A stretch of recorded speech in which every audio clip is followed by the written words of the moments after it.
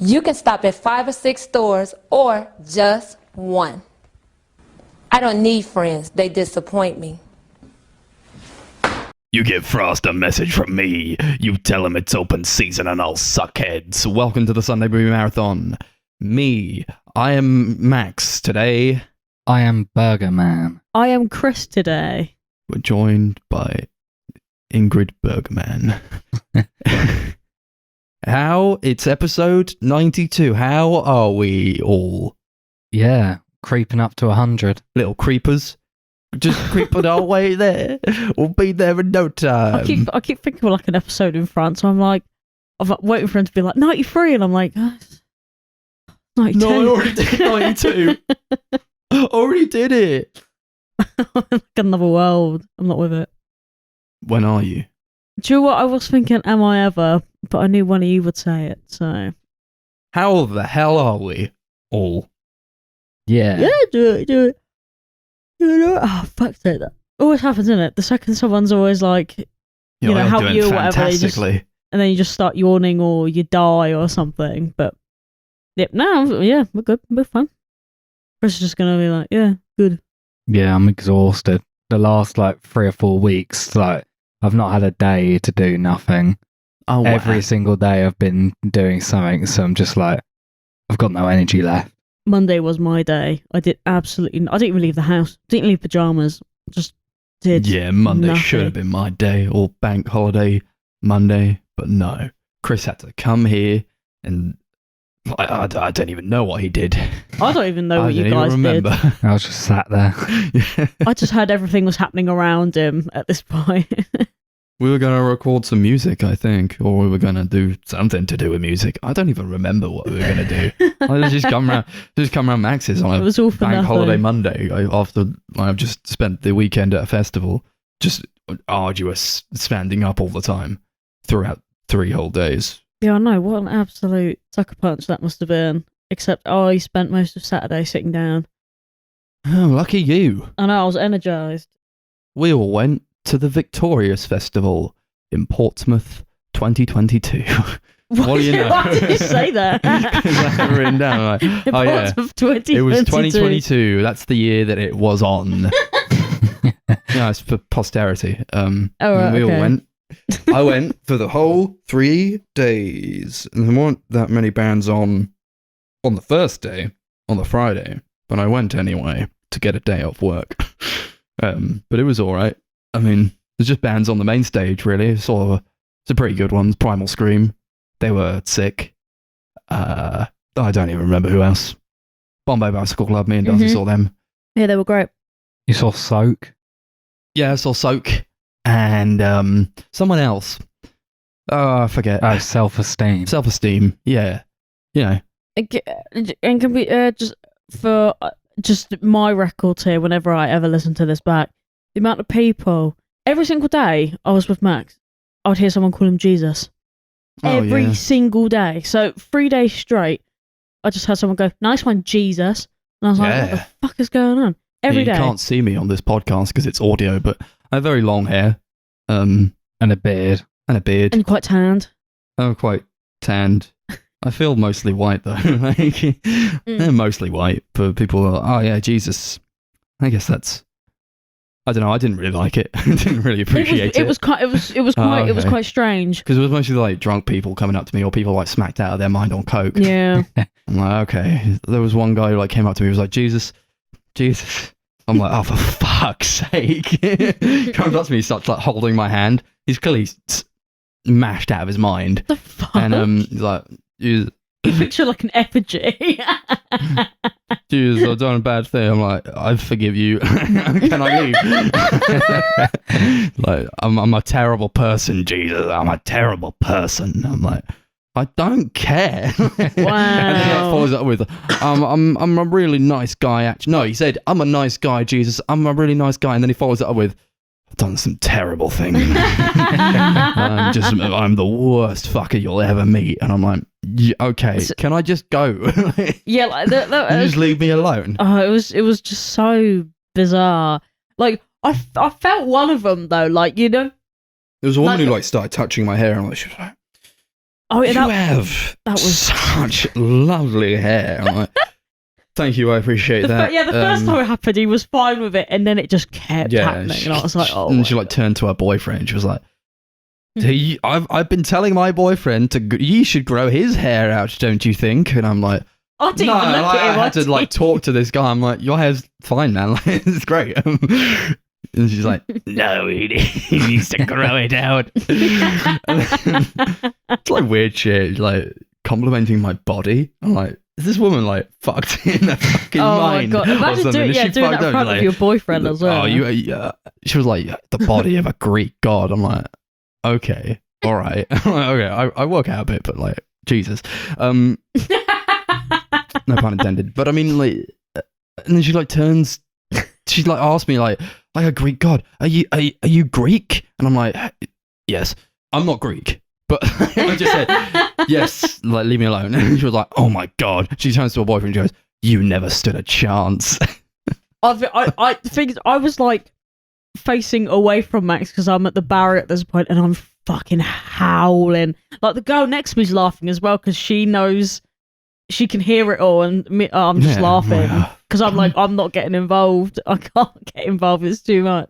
I was on the big TV at one point. I was like, oh, hey, it's me. And she goes, look, you're on the TV. Your lovely hair is on the TV. I'm like, I'm trying to watch White Lies, man. See, I like that because you ever had people being really nice to Max? Or so, okay, granted. Everyone's really nice to me. Well, apart from the night that we started a crowd weaving through Bombay, and someone was like, "Fucking nice one, Jesus," and then this guy just pipes up, was like, "Yeah, Jesus," and I just turned around and I was like, "What the fuck?" Well, only you heard that. I didn't hear that. I legitimately, because I was behind you, so I was still catching up with you as it was happening. Everyone but then was nice to me. I was waiting for someone to call me an arsehole because there was this girl, like, just after the wombats, I was trying to get through, and you could tell she really didn't want me to separate, like, this line that was forming, and I was like, fuck this, and I just went like that, and I, like, ran straight through her arm, and I felt really bad because it hurt me, so it must have hurt her as well. But I was like, I need to fucking get over there. I hate when people do that. Don't make wolves, man. Don't make you physical. Not in a crowd. It's annoying, is what it is. I'm like, I need to fucking go over that. Yeah, don't make walls, guys. Make connection, right? Yeah, send me love. Had a good time, though. Yeah, we all went. Yeah. It's like a family kind of festival type thing, I guess. I saw many Lots babies. Of families, you know. But so I guess most of the people are quite nice there. Most of them just mind their own business. Until like 8 or 9 o'clock, where it's like only people that have been drinking or doing drugs all day left. Oh, sorry. Just because Chris got pissed on and his experience was bad. Yeah, you were one of those guys, Chris, all right?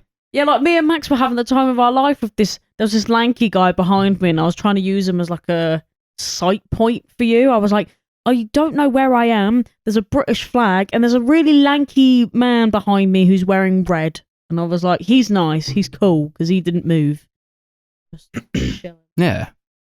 Yeah, you had a very different experience to me and Max. You had quite the journey, Chris. Mm. Yeah. Getting pissed on and all that. That was what happened there? Was he just like whip out his dick and like... Yeah, no, he was pissing in the cup. So yeah, technically. Well, you say he was pissing in a cup. He was trying to piss in a cup, but he was so like off his tits, he was completely missing the cup. Oh, we've all been there. And it was like, most of it went over Kai. Yeah, some of it went over to this guy behind us, and some of it splashed all over my legs as well.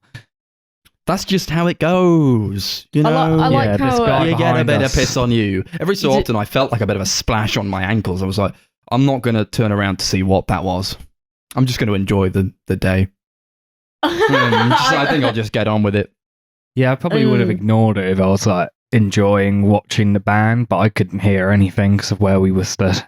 Yeah, some people just ruin it for everyone. I know, we were having a great time. Yeah.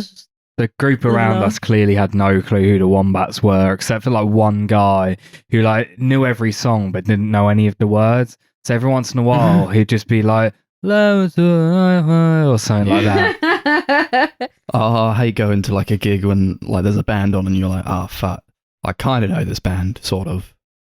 I'm just going to shout out every other word. I've never That's done how you get that. into bands.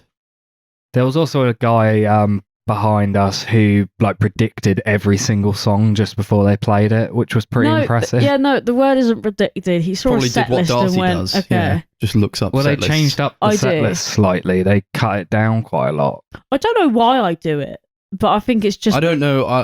I don't care that you do it. I just care when you tell me it.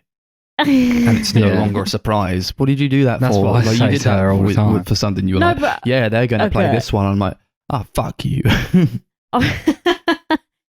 I don't It was know. Bombay, right? It was like, they're going to, I'm like, this is my favourite song. And you were like, they're going to play that first. And I was like, for fuck's sake, Darcy. And then they did.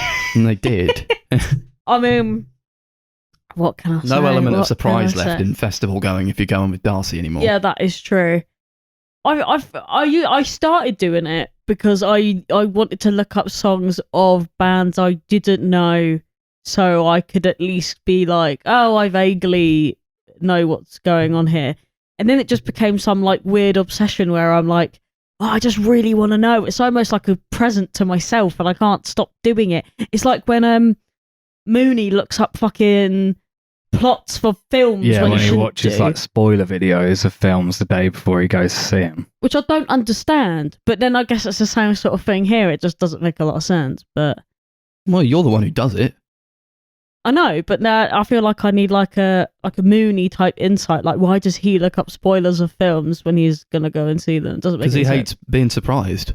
Sometimes, depending on the band, I'll like look up a set list like of what they're doing. So, like just out of curiosity as to what they're We did that playing with in the Coldplay, moment, didn't we? what to expect. Yeah, Because I don't know, because they went to about 16,000 countries. yeah. With them, it was more that I knew like on previous tours they'd played nothing but new stuff. So I was like, okay, I got to know what I'm getting into. Yeah. Who were our favourite ones then of the weekend? A lot of good bands there. Who were our Nothing But favourites? Thieves were mine favourite. Yeah, Nothing I But think. Thieves were the best. Although for I me. don't remember any of it, but other than that, maybe Bombay actually. They were good. They were the one that I Yeah. remember the most. There were a few I really enjoyed. Dodie was great on the Saturday. Mm-hmm. I loved Sports Team. They were good. Yeah. Sam Yeah. Fender was really good on the Sunday. Yeah. I was pretty much dead at that point though. I didn't Yeah. really. Yeah, I didn't really. I think I saw about 6 bands the whole weekend, so I don't really have much like selection. The You're Li- wearing the t-shirt with all the bands on it though. I Well, am. then you should give me that t-shirt instead. It's a small. Good luck. The Libertines were a lot of fun, but they were really bad. You could tell that Oh. even though it was like 1 in the afternoon, they were like completely fucked. There's 2 singers in the band, and one of them at one point, like in between songs, was like, "Pete, your guitar's out of tune," and he kept saying, "Pete, tune your guitar," That's and fine. he was just like so clearly fucked that he just didn't do it. Wish I'd have gone to that. I was seeing Example at that point, I think. I was hearing example. He was good. I feel like I should. That was like a proper, proper like dance club vibe from him. I saw like a video of it afterwards, and I was like, God, that looks so mad. And one of the girls, because essentially part of one of my jobs is where I kind of like work at festivals, and whilst I was on a shift, one of the girls I was covering for had come back, and I was like, what did you do? She was like, I went to the stage over it. So you got the castle stage. There's like one behind it in that corner. I don't know what the fuck it is, right? She was like, oh yeah, I saw this. They were called Example. They were really good. I was like, did you? Did they do like another set somewhere else, or is there another What? band called Example? Or I was really confused. Example is just one man. Yeah, no, I had no idea what she was talking about, and I was like, oh, was it good though? She was like, yeah, it was great. And I was like, I didn't know what to say, because I was like, I literally heard Example about an hour before you went on your break, and I'm confused. I feel Yeah. So like I don't he know what wanted. happened there. He felt like everybody in his audience was there with someone, so he kept asking people to like grab the person next to you, hug the person really? next to you, kiss the person next to you. I'm like, nobody touch me. Yeah, I hate when they do. I'm I glad don't like that that. like the British people like just generally are like really against that kind of thing. Like if you go to a gig and thank God. like the singer's like, I want everyone to turn to the person next to you and like hug them or touch them or something. Instantly like, no one you're does all right. it. You're all right, mate. So I'm pretty sure My Chemical Romance did that, and like no one moved at all. It can't They're be done. Americans. Mate. That's Like, what they do. yeah, it's like that. I think they're a bit No, more. they're They're a smelly. bit more social, aren't they, compared to us? Yeah, whereas we hate everyone. Yeah, Yeah, but you know what? we have good reason. I feel like. We shoot a lot less people. True. Yeah. We just have high levels of knife crime instead. That's cool though. Epic knife crime. Haha. Nobody got stabbed, I don't think. Nobody got stabbed at this one. This time. No, but people No. nearly People got got cut up though. nearly got crushed to Oh, death. Yeah. We saw a huge fight during Nothing But Thieves in the crowd. Oh my god, is that what was happening? I was so confused. Yeah, there and was like a absolutely massive out fight. of my mind. There was like this kid, like there was this older guy who like was Yeah, taking what this was kid away from this happening? fight, and this like he would push him away to like the edge of the crowd, and then this kid would like run back in, and that happened Mhm. about 5 times before he eventually got pulled away. I just heard about some like kerfuffle that was happening because there was a fight breaking out near this poor girl who had like a almost like a Zimmer frame kind of thing. Yeah. And I was like, what the fuck is going on? But I was so out of my mind that I had no idea what was going on. And I just saw these two people like fighting, and then they'd stop, and then they'd fight again. And I was like, what is going on? And everyone's like, this is disgraceful. There's a poor girl on the other side. She's had to move. And I was like, what is going on? Yeah, on the Saturday when the subways were on also, we turned around after there was a huge mosh pit, and one guy's like the top of his eye was like cut open and was pissing blood everywhere. Yeah. And he got taken away by like the medics, and then another guy next to him just spat a tooth out on the ground. Yeah, it's crazy over there. It's violent and crazy. And all the mosh pits are awesome. I don't go in mosh pits though. I'm too No. old to go in mosh pits now. I've No. had my time. Oh my god, I feel the exact same way. Like things, you just hear things like, "I want to pit here, and I want to pit here," and I I'm feel like, like that one "I episode in fucking The will Simpsons not." where Otto's at that Metallica gig and everybody like stands up and he's like, "Sit down, you're ruining it for everyone." That's me now. I'm not even old. I honestly do feel that. Like, it sounds really bad because I'm not even 30 yet. And a lot of the time I'll be like, oh, Chris, why did we do stands? And we Mm. could have got, look at these people. You want to just like sitting sit down in rows and just watch them like you're at a fucking recital or something. Yeah. But I think I'd just get into the point where like, that's what I'd rather be doing. I'd rather Yeah. just sit. Well, we're doing that for Alexis on Fire in a couple months. Oh, we're sitting, are we? Yeah. God, I enjoy standing at gigs and I enjoy getting right in there, right in with the crowd. Although when it's like 3 days in a row, you're constantly just like in the thick of it and just standing up the whole time. I'm like, oh, I'm so tired. Yeah, like, I am know- still Yeah. exhausted. You can kind of feel the energy levels from Friday compared to Sunday. Like me and Max were like off our fucking nut on Friday, and then there's just Yeah. Sunday rolls around, and we're like, oh, do we move or do we just not move? I was like completely sober the entire time because you can't like buy drinks in there because they're like £10 a pint. Chris did because he's made money. But Yeah. Apparently so. like, there's no point. Like, I don't feel like there was any point for me to get that Yeah, messed up. I bought one drink and it cost me £6.50, and I actually thought I was going to Yeah. cry.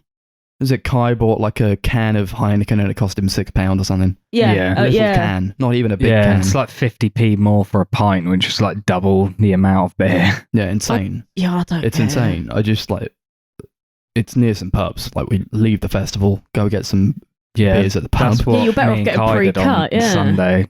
Because after Libertines, there was no one we wanted to see till like 2 or 3, so we just left for a few hours. Oh yeah, and then we went to see Editors for a bit, and that was Yeah, I That's saw. I was excited to see Editors. Everybody was like, Editors suck live. Like, everybody's telling me Editors suck live. I'm like, I do want to see them though because I really like one of their albums. And they play a fair few songs from that album. I like album them. is pretty I good. had a very good time at their set.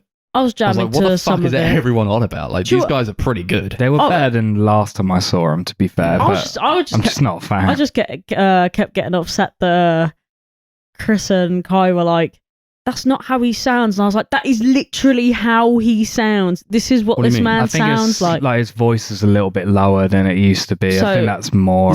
So they were saying, It's bound to have changed. what would you say it was like? It was like he was impersonating Eddie. Eddie Vedder from Pearl Jam. And I was like, oh. He looked like he was having a really fucking good time. Though. He looked like kind of out of it. Yeah. He did- He looked like- a bit high. Yeah. Oh my god. That was fun. He was literally like doing like these fucking like weird like sloshy moves, and I was like, Yeah. he's definitely. He was moving his fucked. body around a lot, just making some crazy faces. Yeah. I had a good time with that. I'd consider going again. I keep saying that, like, if I'm still working What, to the festival or to editors? to the festival. But I mean, yeah, if I'm still working for this company, I 100% will be working it to some capacity anyway, so I would be Yeah. going. I feel like even if there's only a few bands that I want to see, like what's stopping me? It's like Yeah, a walk from my exactly. house. I Do you know- walk there every it's day, so and like that convenient, did innit? take its toll. I will say. What, walking It is there? like a 40-minute walk, and like when you're doing that every day, and then you're standing up the entire rest of the day, it's it can weigh on you a bit, but that's the price of it. I I'd say it's suppose. probably marginally better than what happened to me and I tried Chris to on get the a bus, Sunday. you know, That But the can't get bus a bus. situation, it can't be they're done, too bruv. packed. Oh my god, it was so horrible. Like, luckily for me, the first couple of days, I was either at work, so I'd gotten there early enough not to catch anything, or I'd been able to walk from work or whatever. But that Sunday was vile. Yeah, I mean, luckily we got on, because where we got on, we got a seat, but it was still pretty rammed by oh, the it was time I got there. horrible. No, but the thing is, the bus wasn't even like the issue. I was just getting stressed out because of all the other fucking shit that was happening around me. And I was just like, oh my God. And then the bus just like amplified how stressed out I was. And I was like, I need to get off this bus now. Everybody wants to see the big acts, although none of them were like that as packed as like Becky Hill was. That was like Becky I Hill said that was like Schindler's unreal. List in a pop world. That was crazy. But they were, yeah, there It was was like walking through hell. yeah, like they were talking about all like these crowd surgings and stuff because they were like people were pretty much like on the verge of getting like crushed out because of how like over packed the stage was or whatever. And I just thought, what the fuck? Because I was talking to like, I don't know, I was talking to my mum on the phone this morning or whatever, and I was like, oh, I went to see Becky Hill. She was like, oh. I was like, yeah, I know. Apparently she's like super fucking popular. Yeah, she's huge. I know, I didn't even know that though. Yeah. Like, I I'll be didn't honest, really think I much of- actually never had heard of her. Yeah, I mean, yeah, legit. I was like, what the fuck? Because I didn't.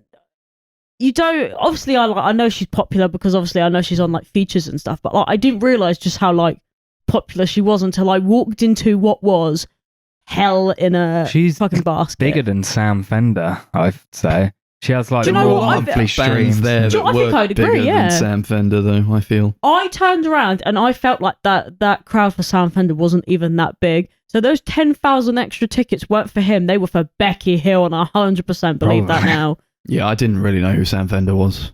I just went because Kai forced me to. Oh yeah, he was selling the It's like, dream team. no, for you have to everyone. come with the dream team. It's the four of us. We're seeing this through to the end. I'm like, oh, Yeah, I like just me- want to go like home. me and Max were I don't talking know who about, this guy is. like, I could just leave. I was like, oh, like Max was like, I might go home. And I was Because once I'd seen Oh, nothing man. but thieves, that was it. I was like, yeah, that's perfect. Like, I'm done. I was I can just ready go. to leave. I mean, Sam Fender is pretty good, but I was bored. Like, I was legitimately like bored. I think it was just you were in the come down. I was rocking I about. was a little bit, yeah. I was dancing frantically because I knew that if I stopped for even a second, I would be on the come down. Yeah. If I start like, it wasn't so much that like, oh yeah, this is like really my vibe. It's his music is not really my vibe, I don't think, but he No. put on a good show. I will say that. Yeah. He's a really good artist.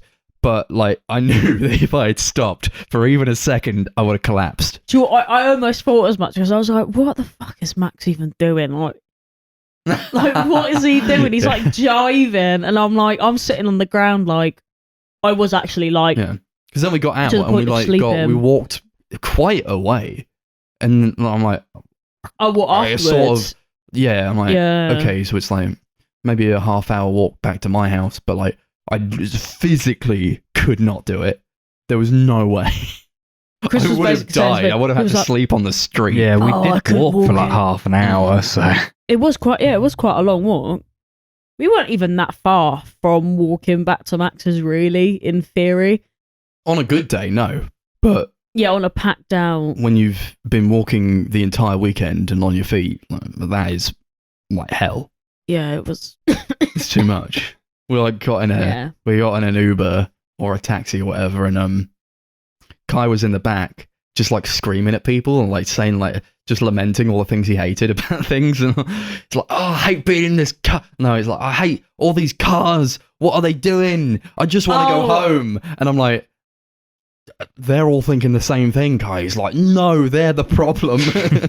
we got behind one of this one car who was trying to parallel park down a narrow road, and Kai was like, what is this geezer doing? And then he said to the taxi guy, you could just run right through him, you animal, or something. No, that's what he said. He's like, you could just go right through him, you weapon. I'm like, this taxi guy must be having the he was laughing a lot, the taxi guy.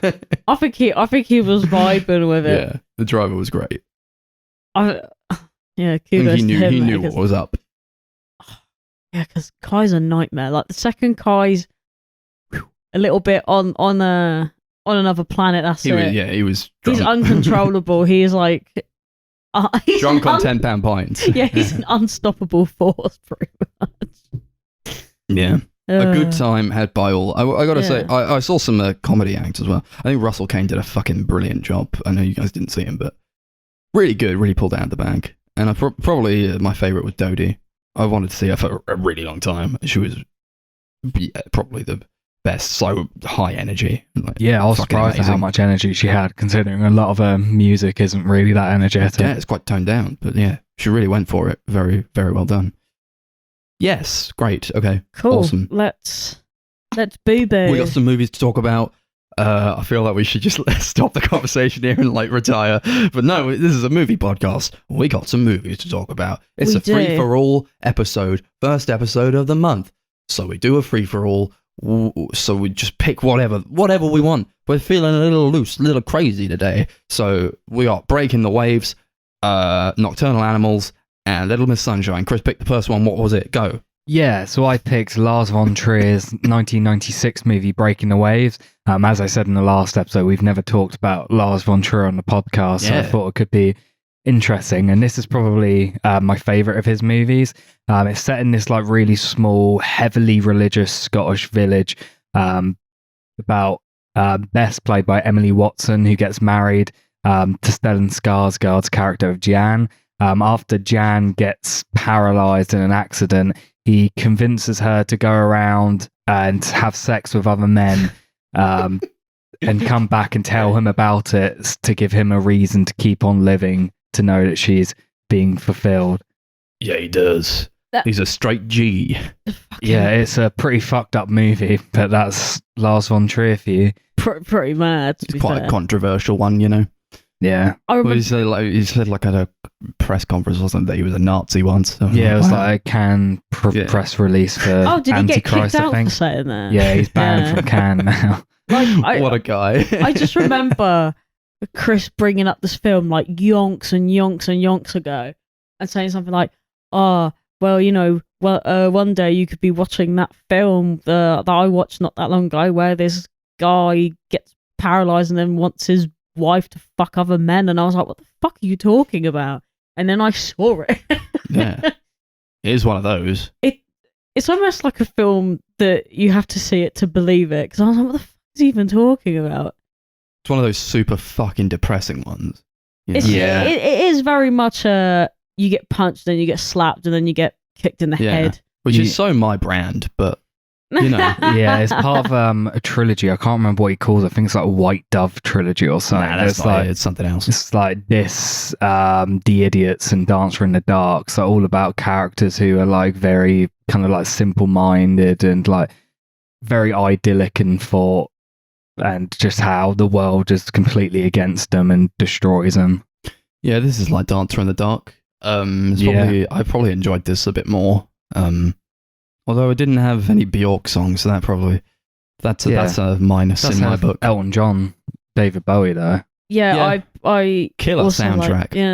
It was Killer quite soundtrack. fun actually. All these like great songs playing, like really upbeat songs after something just horrible has happened. I quite like that, though. She was like in tears as he has to like leave to go to the oil rig. She won't see him for ages, and then like, what was it? Cross-eyed Mary by Jethro Tull plays. It's like fucking well, this is a bop. I like those little like postcard stills. Yeah, they look so Oh, nice.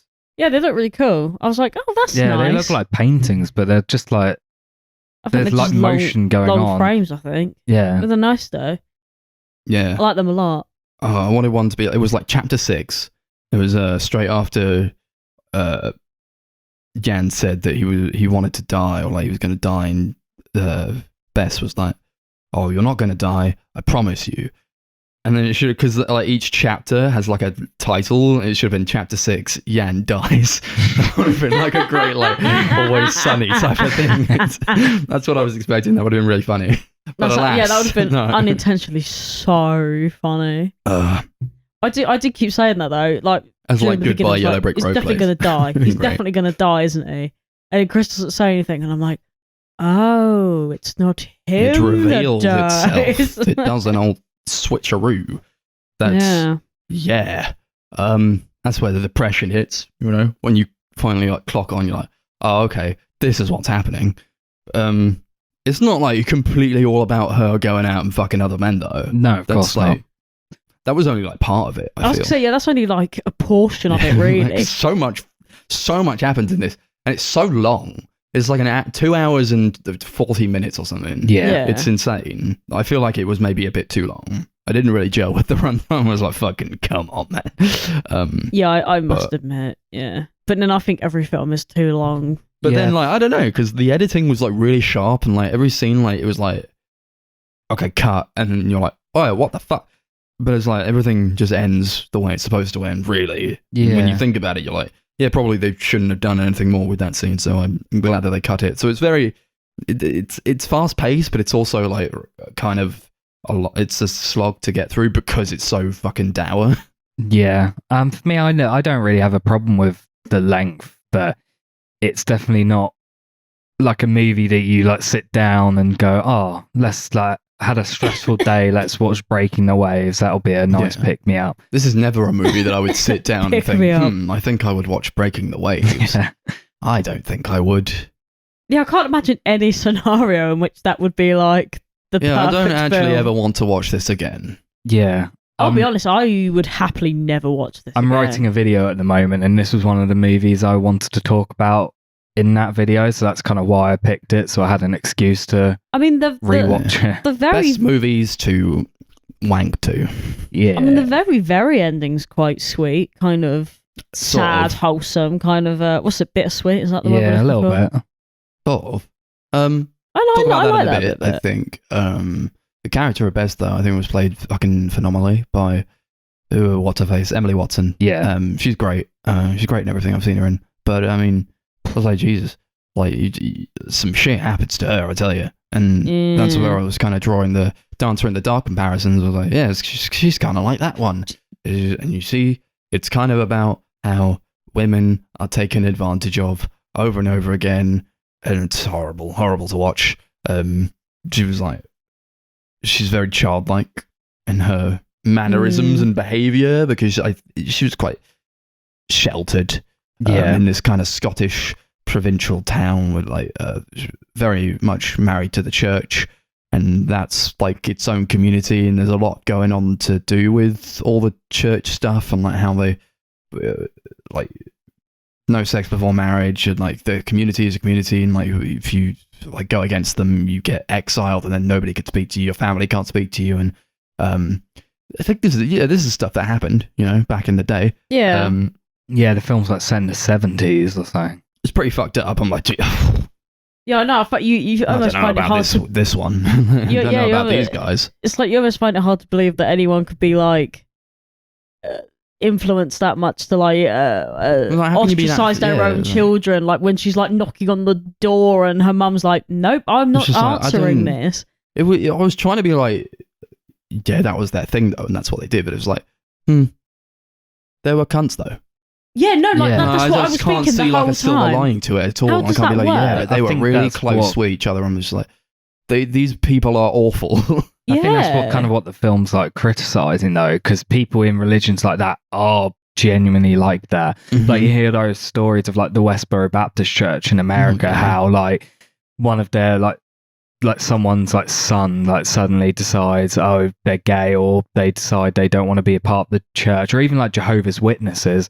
As soon as they leave, they like never speak to them again, and they're not allowed to speak to anyone in the church again. It's a almost thing that you can't be an outsider. You have to be inside Yeah. it, or you don't exist. Pretty it much. like weirdly still happens today. Yeah, Oh, but yeah.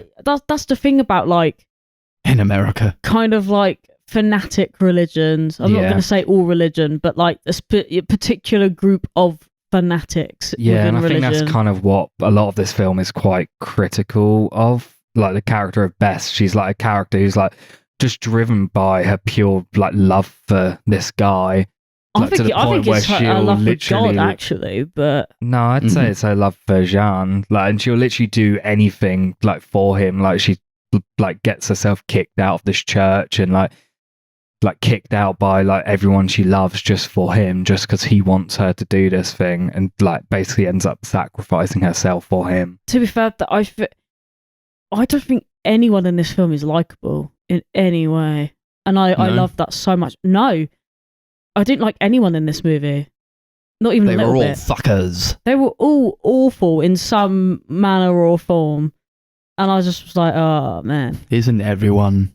yeah. But I mean, Everyone in the Lars von Trier movie, definitely.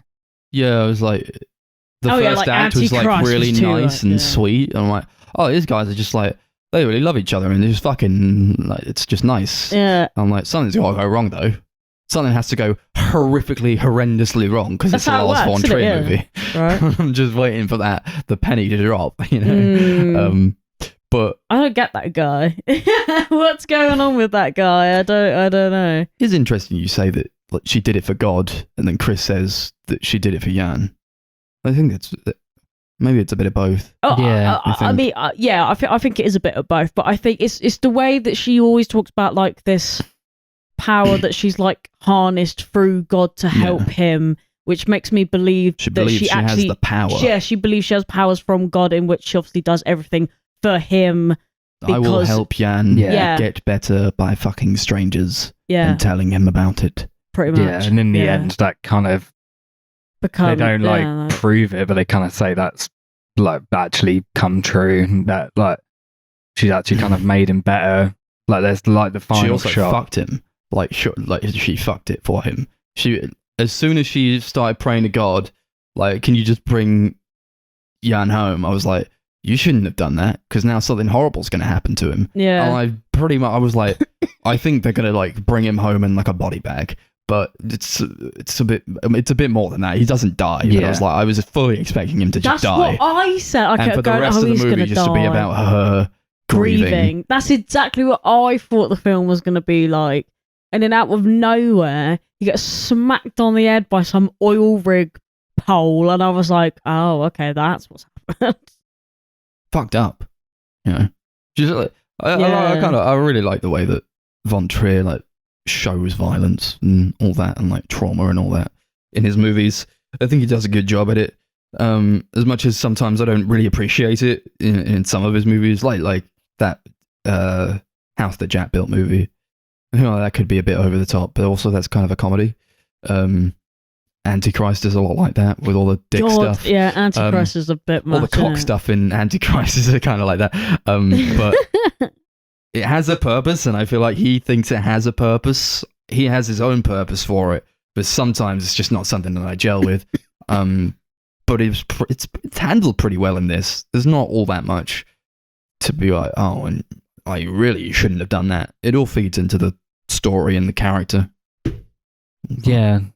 Yeah, I wouldn't even say you really see much violence in the movie either. No, It's just like that one scene, like where he he gets gets hit by smacked the on the pole. head. She like gets like aggressively, like almost tortured by those guys on the boat. Yeah, and then Oh, like when she goes God, back and yeah. like gets killed, you don't actually see that. That- No, you know what's going to happen. yeah, yeah, that of bit was course. so uncomfortable though. Like just at the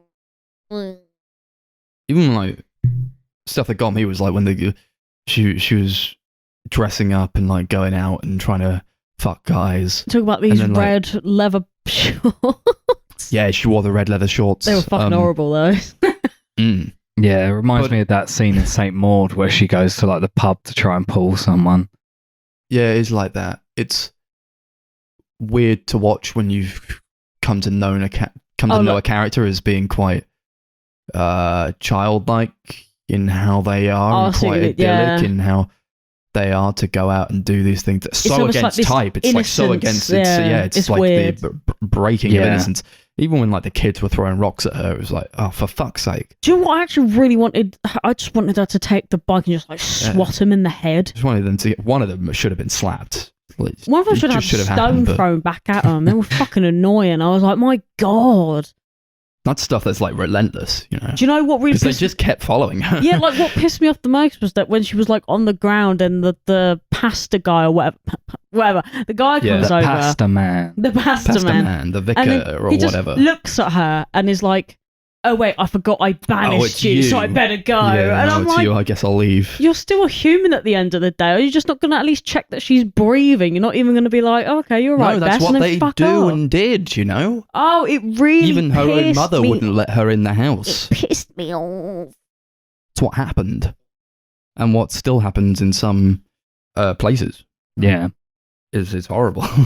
It's horrible stuff. I just find it so It's how like you shelter each other, and like when you grow up in this society and you don't get influenced by the outer world, you become that's like all you know. yeah, it's like mind-boggling, isn't Yeah. it? And I think that might be like part of the reason why she's like so like she finds Jan so exciting because he is kind of like very much of the outside world. Like him and his mates are all like lads. They're all like drinking beer throughout. There's like that really great scene at the wedding where the pastor and one of his mates are like having like a drinking competition, and like one of them like crushes like a can in his hand, and the pastor then crushes a glass in his hand. Oh my What god! a fucking oh. baller move! I Seems insane. I did not enjoy that. That was hilarious. It's so funny.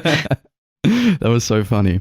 But I didn't appreciate like when they had sex in the toilet, like at the wedding. That was horrible, wasn't Like it? going, I'm like, okay. So I was like, what's the dynamic here? Do they know each other? It felt like they didn't know each other. They clearly had never had sex. I'm like, surely you'd be feeling some sort of pleasure. It's just like, oh, guess we'll do it. I think it's because I don't like, know. obviously she's grown up in this like very religious like village, so she's Maybe she's probably not- like a no There's no sex sex before before marriage marriage, because yeah. she is like a virgin before Oh, that God, scene. that was just Yeah. oh, She said like, I saved myself for you. And I was like, oh, okay, that's what you do when you're in that kind of thing. Yeah. yeah, that whole thing was just like so awkward, and I mean, I expect that's exactly how I'd probably expect it to go. But it was just, it was like. It was almost like Probably, I was but- invading on something that I shouldn't have been seeing. You know, Yeah. like when you walk in and you're like, Like, oh, okay. I should turn around again. Like that's how I Yeah. felt the whole time. Yeah. Like what, her sister-in-law, who like walks in like, oh, okay, I'm Yeah, gonna that's leave. exactly. Yeah, just turn the fuck around. Oh, and she's like washing cum off her dress. Oh my god, it's horrific. Yeah, stuff like that. You know. Yeah. Yeah, it's awkward to watch. It's very awkward to watch because there's like that innocence when you don't like when you're in that kind of community, or like when you isolate yourself and you don't go out and have these experiences. When like it first comes to it, everybody's first sexual experience is fucking like awkward, isn't it? Like surely, you know, Yeah. it's to just be like honest, that's how you grow as a person. But when it happens to like it's like the piano teacher, you know, when it's happening to like an older woman. Mm. She's like, I don't know, in her late 20s, maybe. Just like when you see it happen to somebody who's like, they should have matured already, feels weird and out of place from our perspective, I I guess, see what you and mean, how yeah. we've grown up. It's kind You know, of fucking all the time. yeah. It's just really uncomfortable It is. because you feel like it's wrong, but it's not really wrong, but it kind of is. He's in an your uncomfortable guy, though. This Von Yeah. Trier, he loves making people uncomfortable. Yeah. I really like that Mind. about him. I I guess think that's that's part right. of his shtick, isn't it? Yeah. Oh, sorry. I think that's just kind of like Danish cinema generally. Yeah. That's what I like- say. Thomas Vinterberg, his movies are also Are quite. we now like generalising Danish? Sort of. I mean, Haneke's like that. Watch a Haneke movie, you know you're in for some fucked Maybe up it's shit. just like European cinema generally. You, All those French bastards as well. They Yeah. do it all the time. yeah. Whereas like an entire like subgenre of like French extremism or something from like the 2000s, like Sounds like that. Irreversible Like and films Irreversible, like that. I was speaking of what's that Sodom movie? What's it called again? Salo or whatever. Sallow, yes. Yeah, that's So- Italian. That is Italian, yeah. Oh, That's- see, that's Europeans. They are. Yeah, fucking you don't need nuts. to watch that. No, I. That's something else. Yeah. Yeah. I don't know. It's in all the ways she's so clearly inexperienced with it. Like when she goes to the doctor and she's like, I'm going to dance for you, and then like she goes to his bedroom and like he just wants to help her out. He's like helping her husband. Are And then you like, she talking goes about into his bedroom and like strips completely naked and just lies like fucking Jesus on the cross on his bed. And she's like, take me. It's like, I hated Oh, that so that's- much. that's Yeah. upsetting. That's just Especially- upsetting because he's like just trying to help her. I feel Especially so like bad when for he's him. like, put your clothes back on, and she's like crying and Yeah. saying, "Why won't Oh, you make God. love to me?" and stuff. Oh my Ugh. god! Like, could you like? He's doing the right thing if you think about it, but you can imagine people like take advantage of that because of how she is as a person. And it's another thing that makes me so uncomfy. I'm like, oh, Gail, what you doing? But at the same time, it's like, what's everyone else doing to let her do all this? It's, I Yeah. don't know. It's just Don't go onto that bus and wank that guy off. That's weird. Stop doing these things. It's just upsetting to see her put herself through it. I don't think it's what she wants. Of I course, don't it's think not what she wants. to But I be don't. doing that. I No. That's don't. what she thinks It's will what make she thinks Jan is better good. because Yeah, that's what he said to do, exactly. and she's like having conversations with God and thinking that she has some sort of divine power, and she's just a person. Yeah. And it ultimately fucks her up in the end, and like it was always going to happen. I feel they were always on this like crisscrossing path. It was like, oh, he gets fucked up, and he slowly gets better, and she's fine, but she slowly gets worse, and they like intersect at some point, and like he's well and good at the end. He's not paralyzed anymore, but Do you know what? mostly I didn't even realize it was him at first, and then he Stellan Skarsgård.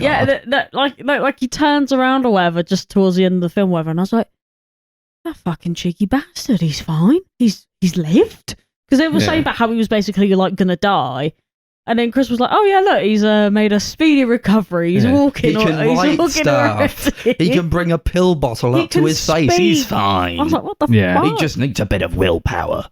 I was like, oh, okay, fair enough. Poor Bess had to die to let the man live. But then Always that's what the it's men about. bringing the ladies down. That's what it's about, I think. He makes a lot of movies about like women and like women's experiences, I think, which is quite weird. Yeah, I don't know. think he's like quite controversial Yeah. because of that. A lot of people like consider him like really misogynistic and like don't think he does it well because he does it like Yeah. completely from a man's point of view. But I don't know. Nobody else is doing it though. Do you know what? It's a fair point. Like, if he's willing to express how the woman's experiences are, where are the people that are complaining about it making their own? Yeah, Movies you've about it, got an so you could do iPhone. it. Just go out and make your movie. You know? Yeah, Sean Baker can do it, so can you. Yeah. I mean, obviously, you don't Yeah, have to be yeah. able to make a movie, but like, are we really going to criticize someone who's gone out of their way to at least try Yeah. and emulate the experiences? I mean, He's they doing are it. a little bit far He's doing it and nobody else is. Yeah, exactly. Well, I respect the guy a lot, but Yeah. I disagree with things that he said, and like, Oh yeah, there's some of his movies I'm just like, oh fuck that. I don't It's know like a lot real, about like, him. ratio to be But- like positive to negative for me when it comes to his movies. But I would never say that he wasn't like a brilliant filmmaker. I think he's fascinating. To I don't me. really know anything about him, to be honest. So, I mean, I'm saying this just from the point that we've spoken about, because obviously we're not here to support fucking Nazi behaviours or No. whatever. But yeah, I don't know a lot about him to comment too much on the stupid shit that he may or may not believe in or do. But I don't know. I've only seen 2 of his films, and I can happily say that I would. Do you know what? If You've seen the best of them. I don't think I'd want to watch another one. If I'm honest, I don't like him that much. If I'm really honest, I don't vibe with it. I just think it's almost like too much, you know. Yeah. But I think that's what he's known for, isn't it? He's Yeah, known I for think being that's the kind guy of who's what too much. I like about him. Like, I find his stuff's like really fascinating and provocative. It is fascinating. He is a provocateur, Yeah. like, through Yeah. and through. I mean, That's what they say, though, isn't it? Good art makes you think, or whatever. So, I mean, I'm not saying that it's bad. I just think that the really great art should it's too produce some much, sort of you know. like visceral reaction. Yeah. Yeah. That's does kind of that. what I've always thought. Yeah. That's why I love like Irreversible and Into the Void and like, all the Gaspar Noé movies and Yeah, This- I mean, as this much as I stuff as well. fucking hated so much of what went on in Irreversible, I still gave that a positive rating because I understood what he was going for. And like, when you make a movie, you want to elicit an emotion, and if it's a positive one, then fine. Is that one of his But if films? that's Gaspar Noé. But like, Okay. if it's like a really deep down emotion that like a movie can pull from you, or any kind of art, that's something to commend. I feel Yeah, no, it's not something to like get upset about, which I know a lot of people do, and they see a movie and it affects them very badly. I guess. Yeah. I mean, Irreversible, it affected me pretty fucking badly, but I really like it, you know, because of how that managed to manifest it within me, just because of like the movie that guy made. But like, and this is one of those two. yeah, I think. definitely. Breaking the Waves. I felt like I was gonna be more like overwhelmed by it, but at the end, I don't know what I was feeling. I was feeling kind of like, because she's like dead and he's alive, and he has to like do this one last thing and like throw her body in the sea, because like so that they don't like bury her in the pit of the sinners. Oh, and then, yeah, like, yeah. Just a bunch of bells ring in heaven. And it's like, oh, look at this, Jan. They're ringing the bells for her in heaven, and then the bells start ringing. I'm like, that could have been so stupid, but it was actually really good.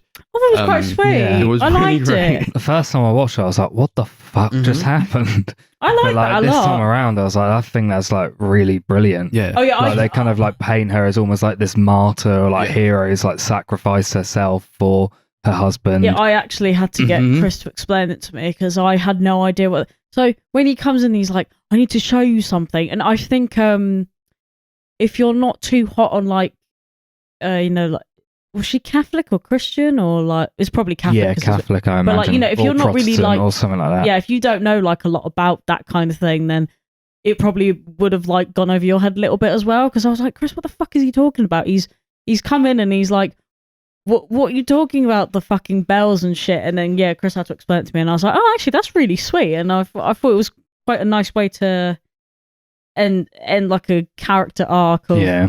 Well, because It's- there's a big you know. thing made about like they won't ring the bells at their church. Then the English come over and they're like, why don't you ring the bells? And I don't know if they were English, but they were like, oh, we don't ring bells here. We don't have bells. And there was a big deal made about like the doctor saying like in the trial or whatever, or when he went to court, it was like, what in your medical profession killed her? And he was like, she was good. She was a good person. And that's what ultimately killed her. She was just too good of a person. That kind of resonated with me. And I was like, yeah, Yeah. see how people get fucking pushed into the dirt when they give too much, you know, and people take too much from people who are willing to give so much of themselves. And then they rang the bells for her at the end. It was like God ringing the bells. It was like, yeah, but I'll ring the bells for her because she was a good person. She did what she felt was right. You know? Yeah, I like that. It was quite a And nice then- ending to a film that And then was I went almost to like bed. dreary. I went I think that's straight what to we bed. did. I think that's actually what we did, to be Yeah. honest. Apparently, when writing the movie, Lars von Trier, like, he said he wants to write a story that was so far fetched and full of cliches that no one would take it seriously. Oh, Yeah. And he what? was And then like, made a serious film about yeah, it. he was like, of course, the audience That's liked exactly what it. I mean. All you have to do is come up with something really stupid and it will become a great success. I think he could be a genius. Like the shit that he comes out with, I'm just like, he's the man of blagging. Like just fucking Yeah, I mean, he blagging is it. kind of a genius, but he's also like insane. Yeah. Oh yeah, he seems like a piece of shit, if I'm totally honest. But I wouldn't want to. I don't know if I'd want to like hang out with him. I wouldn't want to hang out with any director. I don't Be think. interesting. Like, anytime be I hear interesting to about have a one, I'm like, conversation with him, just see what the fuck happens. yeah, like what goes on in your brains, man? Yeah. Also, a lot of like cool places that they go to. It's very like a yellow kind of movie, kind of tinged. It is. It's so And young, the especially film that grain is boat. fucking just going everywhere all at once. It's like fuck me. It's like crashed into each other, all the grain. And I think everything looks pretty go gross. like all Apparently these like construction sites. They look awesome. Like, these fucking huge, towering things with like industrial power and all that, and like the helicopter and the big like church and all that. That's so great. Apparently, it was like shot. They like shot it on film, then transferred it to digital video, and then back to film again to give it like this really low res, like grainy sort of look. It's kind of like, I think it kind of captures a lot of like what he went for in that like Dogma 95 movement that he created. Yeah. He does like break pretty much all of the rules that he set in that movement, but like just the way like the film just kind of like captures the feeling of reality, and like it feels very human and real, like especially with like the usage of handheld cameras and all the natural light they use as well. I think it pretty much just captures what I think makes that movement so interesting. Yeah, I was thinking, like, is this going to be a Dogma 95 movie? Because the title credits is like just a piece of paper. There's like embossed paper, and it looks really good. There's like Breaking the Waves is in black, and then his name is fucking huge and embossed in the background in like the white paper. That looks really good. And that kind of, I was like, are we in for something like that? No, but I appreciate how it's made. I think it is kind of genius in a lot of ways. It's just, yeah, it's kind of a movie that leaves you like fucking torn apart, really. But I don't know if I felt horrifically bad for the characters all that much. Like Darcy, like I don't know that I felt sad when she died. It was just like, because I kind of knew that was going to happen. I was like, well, this is going to happen, isn't it? I was a little bit sad. I was like, all right. Yeah, I was a bit more deflated. I was like, oh, of course she had to die after all of that. That's kind of how I The felt. first time I watched it, that like scene where she's like dying in hospital, like completely destroyed me. I bet it did. Chris is like the only God. like, yeah. It's like that. It's that bit where she's like, "So he's not gotten any better," and they're like, "No," and she's like, "Oh, I thought he would." That was like that killed me. Yeah. Oh man. See what she fucking does for you. Awful human being, this fucking delinquent of a man. Yeah. God, I hate him so much. Should have been him, but she probably wouldn't have been able to cope with it, wouldn't she? It's just such a deflating movie. And I just, it's horrible to see how people treat her in this as well, and when they exile her, and like she comes into the hospital, she's been sliced across the back by like a blade because she's gone onto that boat where these men have tried to rape her, and like nobody gives two fucking shits about it. And they're just like, you're going to the hospital, you're going to the loony bin. Nobody cares, and that's just it's just horrible. Yeah, it's just so horrible to see. Because she's so lovely. It's just so deflated. I mean, and I liked her friend a lot. I understood where she was coming from, although she could be a bit of a dick at times. I mean, it's probably hard when you live in that kind of community, you know, and you don't know what's really right. And there's something like she said that was like, a woman has to know like who she is. Like, a woman has to know things for herself, and she was a lot more headstrong, but she propped Bess up a lot. And I mean, there's obviously stuff that she couldn't help, like with her being exiled, and it's just horrible to see her reaction when she died. It was like fucking goddamn. Yeah, I She's thought that was screaming. her sister. No, sister-in-law, because she married Oh yeah, her brother. And right. she was like, well, why don't you just leave? You could just leave. Like he's dead. You could just leave. And she was like, you know why I can't leave? You'll have to look after you. Like, yeah, she's a very vulnerable person. Yeah, I like that. I said I didn't like anyone, but I actually think I kind of like her. I Not that her. I know her thought name. it was like a Couldn't dick tell you move it. to like tear up her calendar. Like, Wait, fuck what? you. She was like, where's my calendar? I know you've hidden it. And she was like, I haven't done that. And then she comes out and it's been like torn to pieces, and it's like, oh, fuck you. That's such a cruel fucking move. So cruel. She's just waiting for her husband to come back. That's like all she has. Like, you can't just like be with him, and like and when you're not with him, like, you're nothing. Like, you gotta. I understood where she was coming from. It's a lot of tough love, but it's like, oh, fucking, like, have some sympathy, you know? I get it. It's like, she's not special in that way. Everybody had to go through it. But it's like, just, I guess it's hard when you're in that kind of community and that's all you've kind of known. She hasn't always known it, but she understands. Like, her friend doesn't know it, but she understands what's supposed to happen there. Just, yeah, it's upsetting to see. Got anything else to add, or we good to go to ratings? I'm good to go to rating. Yeah, what do you want to rate it out of, Chris? I don't know. Okay. Cool. Do it out of Jan's then. Sure. You Yeah, could have like- fucking tried to come up with something. Well, I was going to say waves, but I was like, nah, that's fucking boring. Yeah, you're right, it is. Yeah. We'll Yeah. do it out of bus hand jobs. Nice. Yeah, this is a really interesting, great movie, I think. Like I said, I'm pretty sure it's my favourite Lars von Trier movie. It just hits me every time I watch it, and it makes me think. Really bittersweet movie that I love a lot. So I give it 9 bus hand jobs out of 10. 9 Jan bus jump. Yeah. Nan Yan Ban hand jobs. Han Yang Hang. Yeah. I like when she said, God gives everyone a talent, and the doctor says, what's Jan's? And she says, he's a great lover. It's like, yeah, that's all you really know about the guy, let's be honest. I liked it, but I would not watch it again anytime soon.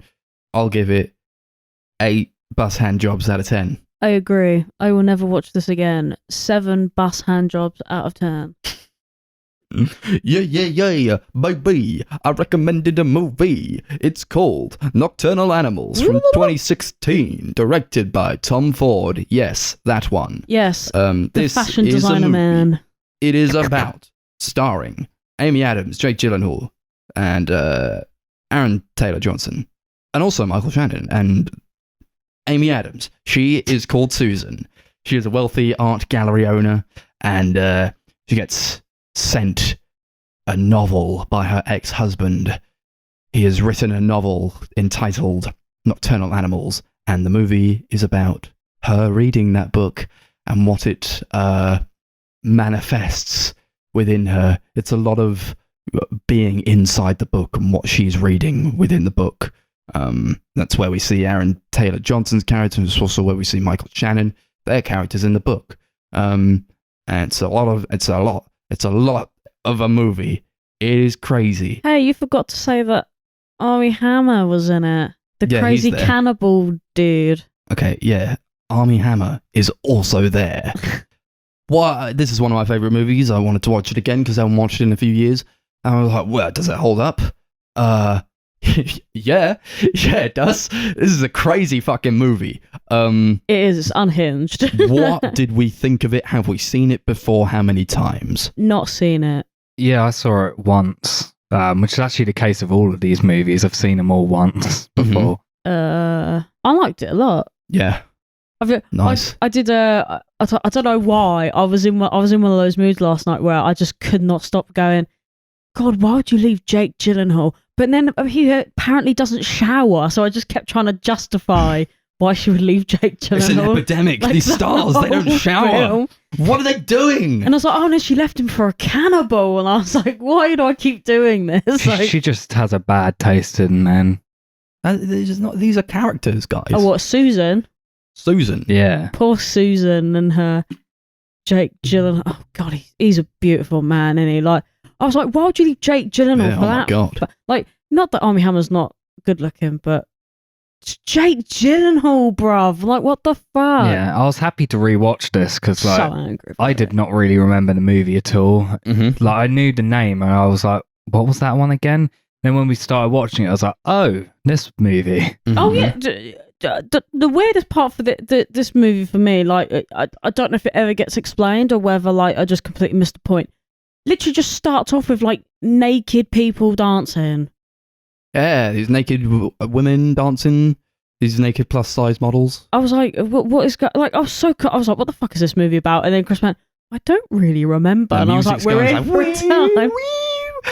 It was like some Twin Peaks it's part of an art show, isn't it? Yeah. Ah, right. It's an exhibition. That makes sense. With like these women on like the screens who are also on podiums as well, and just kind of lying down naked and like dressed in like hats or whatever. That was pretty weird. Now that you've actually explained it, I do remember it's one of the more memorable openings to any movie, I think. Oh, 100%. Like, I haven't forgotten it.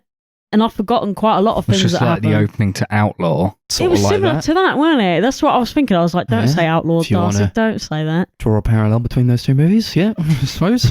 I mean, we can't lie. There is a parallel there, but one is significantly better than the other. Outlaw, the best movie of all time. Yeah, that one's the best one. I really liked what's Aaron Taylor, what's his name again? Aaron Taylor Johnson. Oh, he's fucking sick of this film. Like, he's so unhinged, and I hate him. But I hate him so much. I love him so much. Do you know what? It's weird. Like, I like a character you're meant to really hate. I'm like, oh, I hate you, but you're also like really fascinating to watch. I'm like, oh. Pretty sure he won an award for it. Yeah, but if he didn't win, I know he was definitely nominated for Golden Globe. I think he might have won. He deserves it. Yeah, pulls it out the bag. He was mad. Like, the only other thing I've seen him in is well, that I remember is Kick-Ass. Yeah, that's the only thing I remember him in. Yeah, he's great in that movie. Did you not seen Tenet?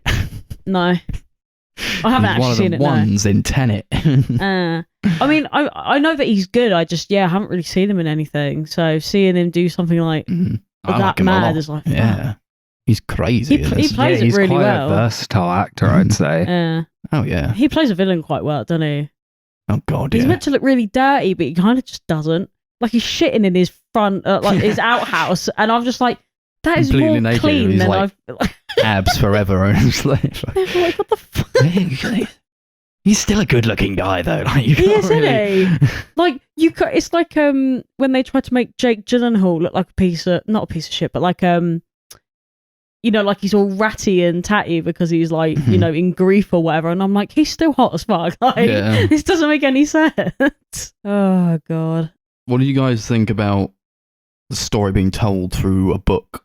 I mean, we've talked about like The Fountain, and that's kind of told through a book in some places, but this is, I feel like more of it is to do with this book that she's reading, that she's been sent. I liked it more in this format than with The Fountain, but I hated The Fountain, to be honest, so anything was kind of better. I think the first time around, I didn't really get what was going on at all. I was like, what is the purpose of like these two stories? But this time around, I completely kind of got it. I like saw all the parallels and like the metaphorical like links between, you know, their relationship falling apart and what it meant to him and what he's written in this book. Yeah, I felt like he was trying to tell her, but hence, you know, like this manifestation kind of thing where she's like, oh God, I'm so engrossed in this. Oh, I see the errors of my ways because I'm reading back about my life, but not really reading back about your life, you know what I mean? Yeah, they kind of like hint that he's like used writing this book as a way of like getting over her almost. And yeah, I liked it. Yeah, it's. Well, I definitely saw the book as like a form of revenge, and like revenge being a core theme of the movie. Yeah, because he was like, "Fuck yeah." Sort of, I guess. Yeah. I mean, he did kill her off, so yeah, I guess so. Well, who's to say? Because I mean, the story that's being told in the book is very different to what happened in real life, in their life, and like in real life, he didn't actually he's not out with his family, and he gets accosted by some hillbillies on the Texas roads, and they kidnap his wife and daughter, rape and brutally murder them. Yeah. That's not really what happened. Her daughter is still alive. Yeah, and I love that kind of like, something happens in the book, and then she like instantly calls her daughter. I was like, fucking Jesus. It's when like they find the bodies, they like set up on this sofa in like the middle of nowhere, and it's fucking horrible stuff. But then and then like she calls up her daughter and who's laying in like who's laying in the same position, Yeah. but like she's alive and she's just with like a guy in bed. I like that. Was cool. That was crazy. It's fucking crazy. Yeah. But then I guess because I'm guessing that's not his daughter, is it? Like if Why not? we're I don't. I'm just. I thought it was. Throwing out ballpark. I don't know. I have no fucking clue. Yeah, it's never do they said. ever bring it up? Yeah, It's never explicitly stated. No, but No. I didn't think it was because they said that she hadn't seen him in 19 years. so Yeah, but then is she Army Hammer's kid? Like I have no fucking clue what's going on. Like I mean, as the story reveals itself, we learn very very late into the movie that she had an abortion. yes. And she was sitting in the car with I Army actually got the Hammer. guy's name. I thought it was Army Hammer who was in Yeah, the it's car. Army Hammer, but his name was what's his Hutton. name? Hutton. Just a non-name. Like, what the fuck is that? But they were like sitting in the car, and I got the sense that like it, and then like Jake Gyllenhaal plays Edward. He's like I remember standing that. outside in the rain. She's like, oh my god. So I got the sense that like it was his baby, or like he impregnated her, and then she aborted the child. That's what I Or the thought. fetus, but she didn't tell him about it, and it was like a lot to do. There's a lot to do with like clashing worlds as well, and she feels like she's not in the same sort of reality that Edward is in, and that was like kind of horrible. I don't know. So I got the sense that like because he looked so like just the same, he kind of does. We don't actually really see him at all, actually. Who? Jake Gyllenhaal? Jake Gyllenhaal. Or do you mean in, Jake like, Gyllenhaal's Edward, we don't Edward's see character? Edward. Yeah. We see Tony, who's in the book, and Sexy who's to say Tony. that Tony is supposed to look like Edward? It's just a manifestation of what Susan sees. But I got the sense that like that was his child, and then maybe they had another kid afterwards because they did get married, you know, and then they got divorced. Interesting. Yeah. I guess I guess it could kind of make more sense. It was interesting that Armie Hammer was in the car with her. It was like he's that tie to like the art world, and she's like this art gallery owner, and she making all the pieces move in the art world. Because they And don't that's- even that like all- each other, do they? Oh no, they hate each other. Like, Yeah, like he's cheating on her. He doesn't remember who like her ex-husband was, and like he doesn't come to her exhibition openings and all that. And you get the sense that like this world is very inhumane. It's Yeah. very sterile, and like that's kind of a big problem I have with like the art world in that kind of way. I think a lot of it is like bullshit, and we've talked a lot about that on the podcast. A lot of it is just like overpriced bullshit, and like people feel like they can like make these like bullshit things I and like think it's- charge an insane amount of money for it, I think and it's they very think they're better than everyone else Yeah. because they're like artists, and they, you know, she's gone into that world, and her mother didn't want her to be with Edward because he was very sensitive. She said he was very weak. There's a lot of talk about how Edward was weak, and I think that over time that kind of got to her. She was like, this is probably the right thing to do, to be with Edward, because he's like in the real world, and it doesn't matter that he's not super successful. He has ambition, and he's not successful in the way that you see it, mother, but he has the drive, you know, he's going somewhere. But then I feel like over time that kind of eroded, and she kind of got the sense that like maybe if he wasn't doing anything with his life, or like he wasn't making moves enough, she should have just left him, I think. She made a big point about like, yeah, I left him in the most brutal way, and I think that was like because she had the abortion. Yeah, that's And what I he's just got like, from that's it. like he found out. Yeah, so like she cheated on him, and she had an abortion, and yeah, like I don't know that they went so into detail with like the rest of what happened. You can imagine it was probably a lot if he decided to write this book that is so brutally visceral in every Yeah. sense that it's completely changed her own perspective on their own relationship that doesn't exist anymore. Yeah, it's quite interesting, I think. I do really love the sequences in the book. They're just like they are so visceral and they're so bleak and dark. They're quite violent at times and just quite disturbing to watch a lot of it. Yeah. Nobody wants to be in Texas run off the road by hillbillies. That is a true nightmare. And as soon as that happens, you're like, oh my God, we're in for some shit here. Just as soon as that happens. And that's like a core like nightmare. That's nightmare fuel, you know? Yeah, you're like, oh, never. It was like funny games, you know? Yeah. They're trying to like help them sort of and like get off the road, arsehole. And like, they're like bumping into their car and they run them off the road. And they're like, oh, we're just going to help you though. We're just going to help you change your tire and then we'll go to the police. And it's like, you know that's not where it's headed. And they know that's not where it's headed. But you kind of have to play along with it in terms of like social niceties. Like they remember this family, you know? And it's like, it's just a fucking horrible moment where they take his wife and child. It's like, and they get in the car. It's like, oh my God. That he will never see them again. I was like, oh, this is it, isn't it? This is it where just it gets ends. worse and worse from there. It's like, I don't know, like kind of at that point. No, it wasn't at that point. It was when he found them on the sofa. It was like, the worst is kind of over, sort of, in terms of like what it shows you. Yeah. I feel like the worst was over at that point, and then you just kind of sit left to stew in it, just like the character of Tony in the book was. He was kind of left to stew in it, and he could have just said, "I cut my losses. This is it. Like I'm done. I'm gonna move somewhere else, make a new life for myself." But he's on a warpath. He's on this revenge path, you know, and that's what the movie's all about. It's about retribution and trying to exact revenge and what he thinks is right. And I got the sense that like what he was doing wasn't really the right thing to be doing, even though nobody told him that it wasn't. True. He's painted as the good guy. Even though like people were helping him, like I see what you're saying. Michael Shannon, he does a fantastic fucking job as Bobby, the police man in the detective in the book. I think he pulls off a fucking phenomenal performance. Yeah, he's great. I'm pretty sure he won an award for it, or he was nominated for something.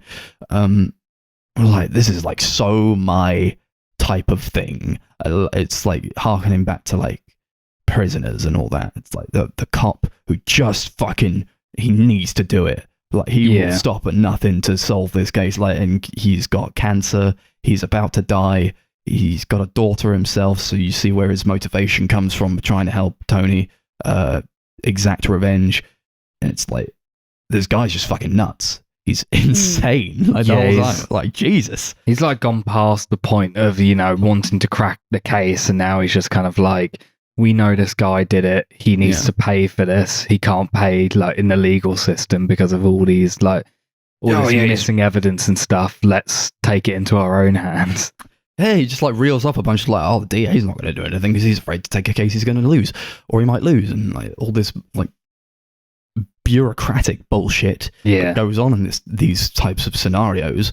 He's like, let's just cut through all that. I'm about to die. Let's go and kill these motherfuckers. This guy he's great. He's so cool. He's like the Walter White of Nocturnal Animals. He has like he's got nothing to lose, so he just goes rampage mode. It's awesome.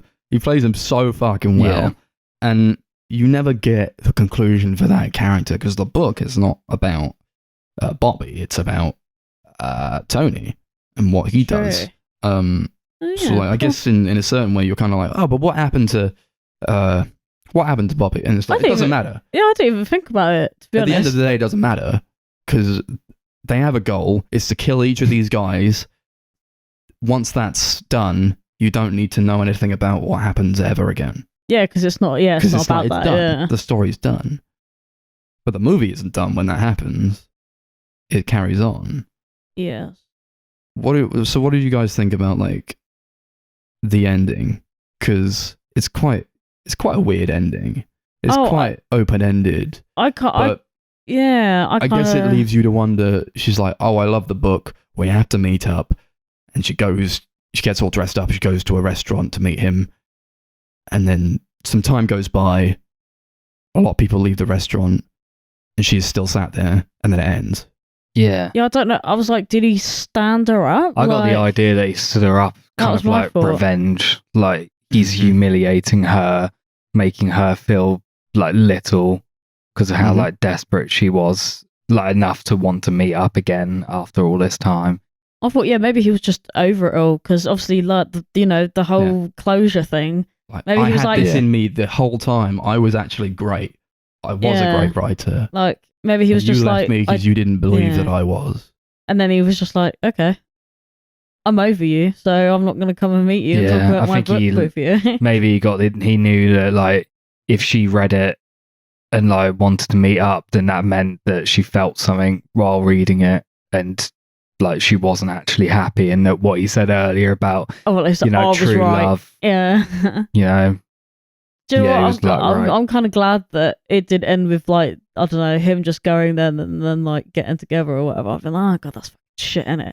yeah, I've been like, oh, I'm quite satisfied at the fact that she's still sitting there because I don't like her very much. Right. You kind of switch perspectives throughout the Mm. movie. Like, do, she's the good yeah. guy because we were introduced with her. As it changes, it's like, oh, but the real Paris, Texas. Like, oh, maybe this woman she's done some shit. Maybe something's happened here. I was gonna say she's not quite as bad as that guy, but I mean, when I first watched the movie, I think in the first couple of times I was like, he sent her the book, and then he arranged to meet her, and then he killed himself. Killed yeah. himself? I've heard that. Like What? people theorize that Mm. because like Where'd that obviously come in the from? book he like the He character shoots accidentally himself. kills himself. oh, I thought Yeah. he did that by accident. He does. Yeah, but He's yeah. so fucked up because he's been smashed over the head. That And he he like goes accidentally out and he's kills like shoots the himself. gun up in the air to try and get help, and then he just like collapses because he's just all that trauma going to his head, all the blood. Yeah, and he yeah, like yeah. collapses on the gun and shoots himself. Ah, It's just such a fucking horrendous ending to that book. It was like, fuck. Oh, so that'd Holy be shit. quite a horrendous ending to that Yeah. And film. I thought, I was like, okay, he finished that book and now he's going to kill himself. Oh my god! Because what's I hope it not. worth? Yeah. What's it worth living after that? And I felt like in the book, Tony to publish was the book? No, because I'll get onto that later. But Tony, what has he got left after that? After he kills Aaron Taylor Johnson, what has he got left? Yeah. Nothing. His wife and child are dead. What does he do? This has been his entire life for a year. He's like getting retribution, seeking revenge for his family. And once he gets that, there's no point left being alive. He could just die. It doesn't matter. And I thought, the first couple of times I watched it, I was like, and then he killed himself. And he didn't show up to dinner Because he's dead. because he's dead. Because what was life worth living? Now he's written the book. He doesn't have her anymore. Oh. I feel like that's a pretty, that's a decent conclusion Yeah. to come to, I think. I think that it is more of the book was kind of a punishment for her. Yeah. It says in the beginning of the book, like when you flip it, when you open up any book, the author will have like a credit. It's like for Yeah. so and so, and this one said for Susan. So I'm thinking it was just for her. That's why he didn't get it published, or maybe it right. did get published afterwards. Who knows? Who's to say? Because maybe he's still alive, and maybe he goes on to get it published and doesn't talk to her ever again. But for this purpose, all the purposes of this movie, This is this just is the for book her. for her. This is for Susan. So who's to say it gets published? This book was like his punishment for it. It's like, here's what you put me through, in a roundabout way of speaking, in this big elaborate metaphor about Jake Gyllenhaal going on a revenge trip. nice. That's what it felt. I was like, damn, that's what it felt like. Yeah. To put someone through all that and then just leave. Like, he did it to her. He did the same thing. gone-girled her. He gone girled her. Yeah. He did it. Yeah, it's crazy. That's why I love this movie so much. There's like so much to interpret, and even like this most recent watch was like, wow, what the fuck? But just stuff you learn about it and all that. And it's just a really tight movie, I feel. I don't feel the time at all. It just flies by. It's like 2 hours long. Yeah. I was like, damn. It's because it's so fucking, it's fast paced. It's cut together really fucking well. All the editing was like fantastic. Now it cuts between like all the perspectives. Like some fuck shit will happen in the book and it'll cut, and Susan will be like, oh my god, I can't believe that just happened. And then it would like go on to her life for a bit, and we'll like cut back, and they don't spend too much time away from each perspective. It all flows very well. Yeah, definitely. I do think there are a lot of like tonally a lot of parallels between like the book and what's going on outside of the book. Although like the book's definitely a lot more like fast paced and aggressive in some ways, they definitely still like blend like elements of like romanticism with bleakness, I think, in a really interesting way. Yeah, this is based on a book. Yeah, The whole movie. Was it Susan and Tony or something? Tony and Susan, something like that. I read in the book. She was a teacher, and Tom Ford changed it. He did a fucking lot in this movie. He directed it, he wrote it, and he also edited it. So it's like entirely his movie. I feel it's like I don't know how it would have worked in the book if she was a teacher, because like the fact that she was like an artist, she wasn't an artist. She was just curating art. It's quite different. In a sense. And she always said like, I have no like creative bones. I just like I can do this. I can make the museum. I can make the gallery. And I can put together the exhibitions. But it's like that feels so integral to like what is trying to be explored within the movie and in its themes. It's like this sterile world of the art scene and all that, and how it juxtaposes with this more authentic life she could have had with Edward. And it's a really great scene that when she like, I think she might have been reading the book, and then it cuts to like, or like you see her, there's like a fire on the television. Like, yeah, I'm getting my warmth from the fire that's on the TV. And then it cuts to like the past where she's with Edward and they're at an actual fire in their house. I was like, it's like juxtaposing the fake with the real. And like, if she'd have stayed with Edward, perhaps she wouldn't be so lonely, because she feels very lonely in this movie. That's why she sinks herself so deeply into the book, and why her husband's never there. Because she's quite an ultimately lonely character, and she kind of did it to herself to appease maybe her mother, but also maybe what she felt she should be doing with her life. Or maybe she probably would have just been better off with the guy who wrote things, Yeah. Maybe he wasn't like the best writer in the world, but he could be, and like that's like, if it affected her in that way, that book, it's like, damn, maybe he was awesome. You fucked up. That's what it was all about. It was all about like, you fucked up. It was a big you fucked up. Yeah, instead she got married to the guy who eats people. Yeah, but he didn't eat anyone in this movie. Yeah, but it's Jake Gyllenhaal, so that was your first mistake. Yeah. What a guy. Jake Gyllenhaal with a beard or no beard. You decide. No beard. Legit. Interesting. I know. Very strange. I like him with a beard. I like him with a beard, but I actually think he looks better without one. I think he's like... I don't say that about many people. Him and James Franco, the only two people I've ever said that about. I thought like, when they show him afterwards and like his wife and child have like died, you show him like on the bath and he's like kind of shredded. Like, you couldn't have like got a few punches into these guys. Like, you could have taken them on. Like, maybe even just a bit. You didn't even try. Didn't even try. What a waste. I think that's just like the character though. He's like, although he probably like is quite strong and could have done it, he probably just feels really weak and just doesn't have the confidence to do that. Yeah, definitely. Yeah.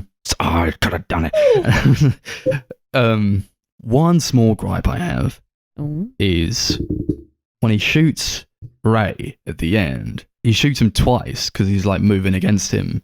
Shoots him twice in the chest, which should have put him on the fucking floor before he was able to like crowbar him to the face. Like, really? He was like, oh, damn, you shot me. Fuck you. And he knocks him over the head. I'm like, you should be on the floor. You should be dead. The life should have been taken from you in that moment. I got the feeling it was like just pure like adrenaline or something. Maybe. It might have been it. Maybe. Yeah, like blinding adrenaline, because clearly it didn't last long, because like he wakes up and he's dead on the floor right next to him. That's mad. And you're like, damn, at least you're still alive, Tony. You got it good, man. Then he shoots himself. Fuck. Great music in this movie as well. It's like heavily inspired by Bernard Herrmann, who obviously did the score to Psycho. There is like a lot of like huge crescendo, like aggressive, like classical pieces like that. Yeah. Who did it? I've got his name. Abel Korzeniowski. Korzeniowski. Yeah. bloody great job. I think this is a really great score all around. Sets the atmosphere, sets the tone, sets the fucking fear and the adrenaline going. You know, you're like, oh, what the fuck is going to happen?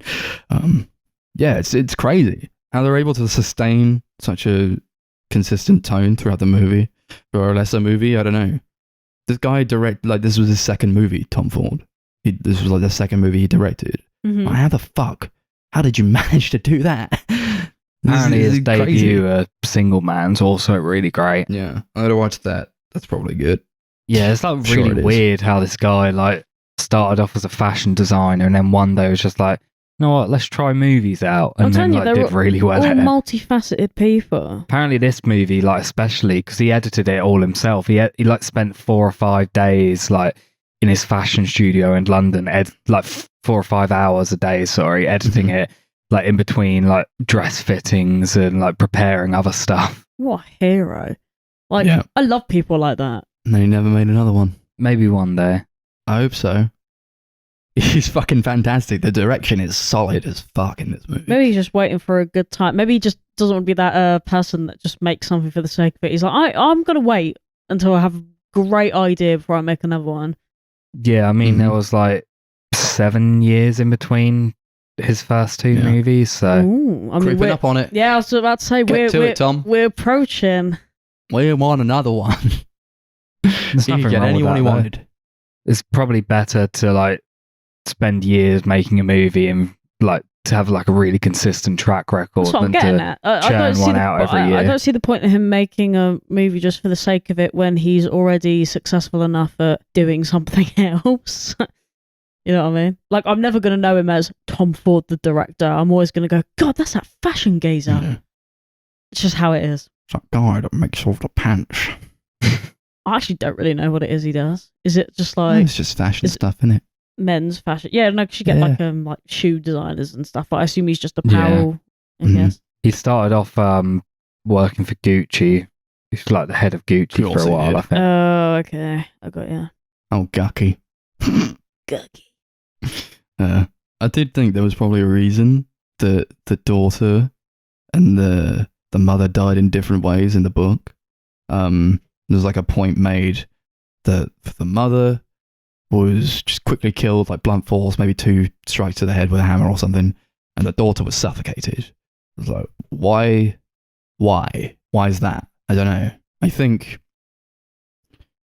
if we're looking at it from an angle where like Susan was supposed to be the mother and the daughter was supposed to be their daughter, I guess, and that's where I got that from. I was like, maybe it's like yet to happen to the daughter, and like some like their separation is going to affect her somewhere down the line, or like maybe it is affecting her if she's not like telling them about it or something.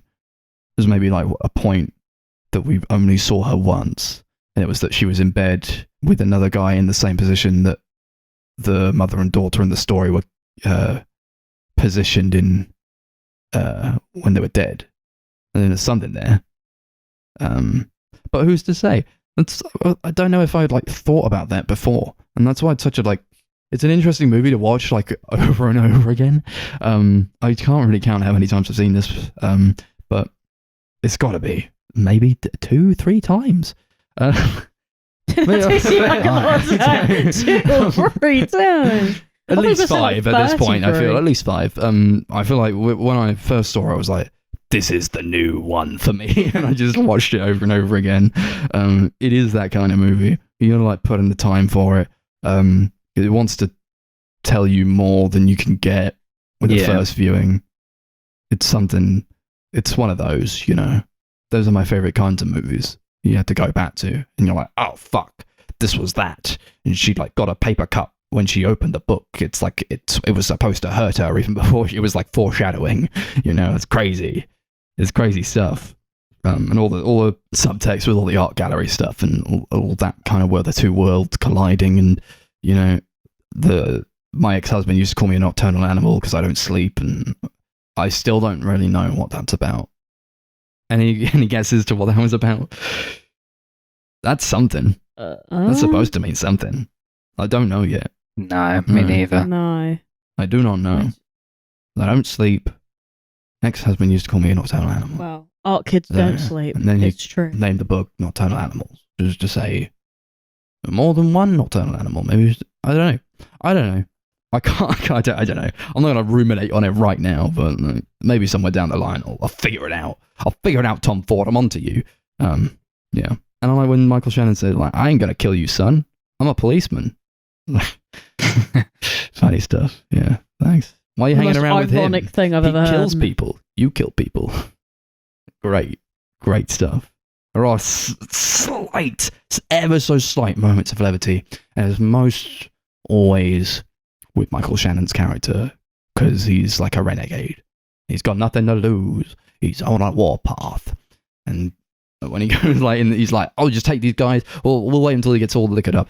Takes him to the fucking shack, just like pushes a gun in. It's like, "Oh, I could do whatever I want." Like, see the adrenaline in his eyes. He's got such great fucking facial expressions, you know.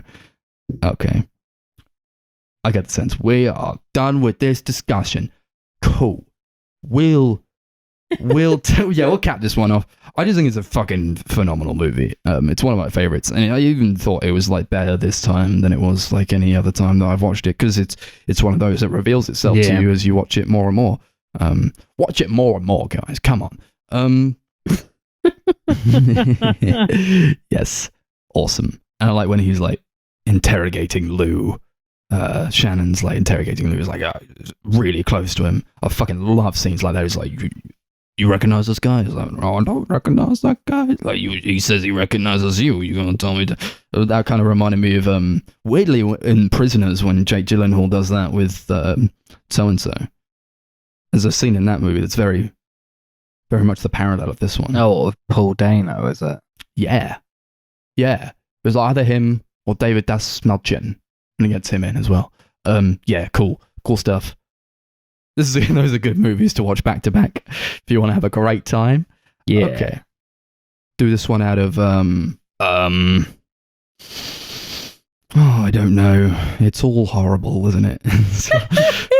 It's all just horrible stuff that happens in this movie. We'll do it out of Porch Toilets. That was fun. That was a good one. Where he was wiping his ass. You got to see the shit in there. Porch Toilet. Yeah, I was watching it and I was like, One just, he like looks at it, it's like, oh fuck. Probably needed another wipe, to be fair. Yeah. I would have given him another wipe. Yeah, come on. He's getting in your car. Cool. Yeah, I don't really have anything else to add to this. It is a really interesting, well-made movie, I think. Definitely want to check out Tom Ford's other movie. Yeah, I'll give it 8 porch toilets out of 10. Yeah, it's one of my favourite movies ever. 10 porch toilets out of 10. I'll watch it forever and always, show it to everyone I know, even if they don't want to. Because it's not a movie for everyone. But it's definitely a movie for me. Did he rate it? And I just completely missed it. I rated it. Gave it a 10, of course. Tom Ford, make more movies. Make another one. I wouldn't be opposed to watching it again, but just so I can watch Jake Gyllenhaal again. God, man. 8 porch toilets out of 10.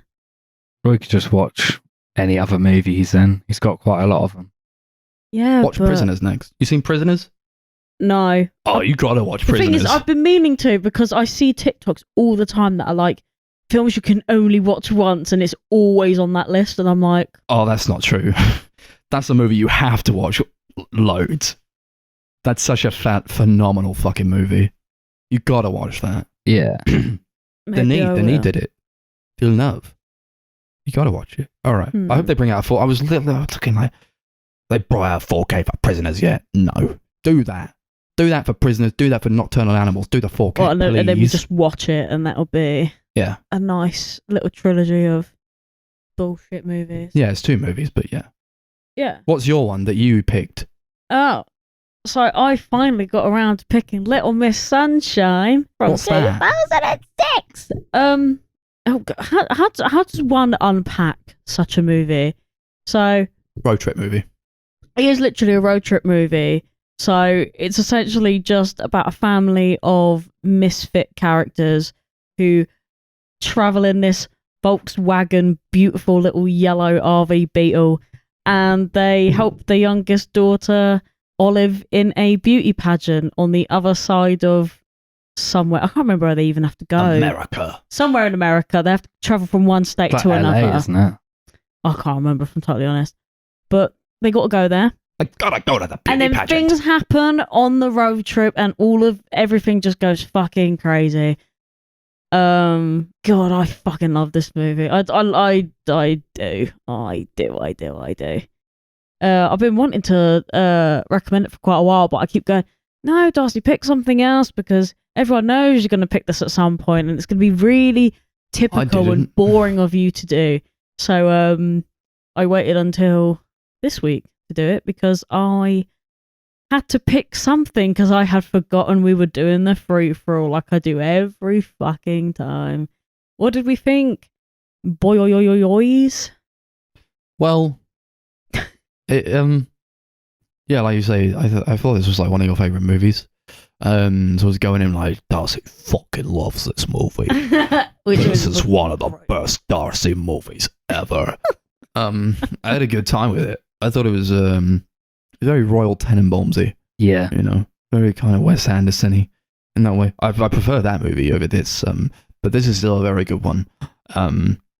It's a road trip movie with a dysfunctional family. Like, it's that. It's pretty simple. It's got a simple concept, but it's executed pretty well. Yeah. It's just unpacking everyone else, isn't it? It's like a lot about not fulfilling dreams, and how that's okay. As long as you try, that's okay. And I feel like my biggest takeaway from it was that everybody tried really hard to do something, but they all kind of failed. But that was fine, and like because they tried, they all failed together. It was very uplifting in that kind of way. Yeah, and obviously also the idea of like family kind of being there for you throughout all of that. Yeah, sometimes. Yeah, like everyone's completely fucking unhinged in this movie, but well, I was saying, like, nobody them... wants to watch a movie about a family who loves each other and they're all great. Nobody wants to see that. No, because that's nothing. You know, like that's not interesting. Yeah, you want to see a family who fucking hates one another, or like they're kind of dysfunctional in some way, and they got to learn to like be together, or they got to learn stuff about each other. You know, that's what. Yeah, that's what you have to watch do. The Paul Danos of the world and the Steve Carells of the world, which in context doesn't make sense. But what does that mean? If you've seen it, you understand. You got to watch them. Well, you know, if you are someone who doesn't speak or someone who's gay and uberly depressed, it's a quite a, I don't know. It feels like it feels more like separate character studies that just come together with this just little girl who's just like the beacon of dreams and hopes, and her dad's a fucking loser, but you learn to like him towards like the latter half. Oh yeah, I fucking hated Richard, man. Like, what a dickhead. I liked him towards the end, but throughout most of the film, I hated him. I will give him that. Yeah. But like the beginning, I was like, man, fuck this guy, pussy hole, hate him. And I kind of like that kind of thing in films though, where it's more of a character-driven thing rather than like things happening. Like I don't really like action films and like sci-fi films. I don't really like any of that. I'm more into like, I want to know you. I want to know who you are and what weird shit that you do. And that's why I like this film, because it's just basically 5 character arcs going on all at the same time. I feel like they could have gone a bit more in with it, personally. They probably could have, to be fair, but I think with the time that they had, maybe they didn't want to draw it out too much. I don't know. Maybe they had too many characters in it. That could have been something as well. I don't really know. The Royal Tenenbaums, I don't think is much longer, and that, I think, develops the characters a little bit better. Yeah. I mean, I'm no... I don't want to like, compare it to that movie all the time, but yeah. No, but they're probably are things. I think it's a very similar movie, like especially in terms of like the film's tone. Like it does have like its moments of melancholia, but it's also very uplifting and sweet and funny. Like, I mean, you got the character of Steve Carell, like this character Steve Carell plays, who's like a person who tried to kill himself because his like boyfriend or the person he loves is like in love with someone else. Yeah. I wanted something more with him.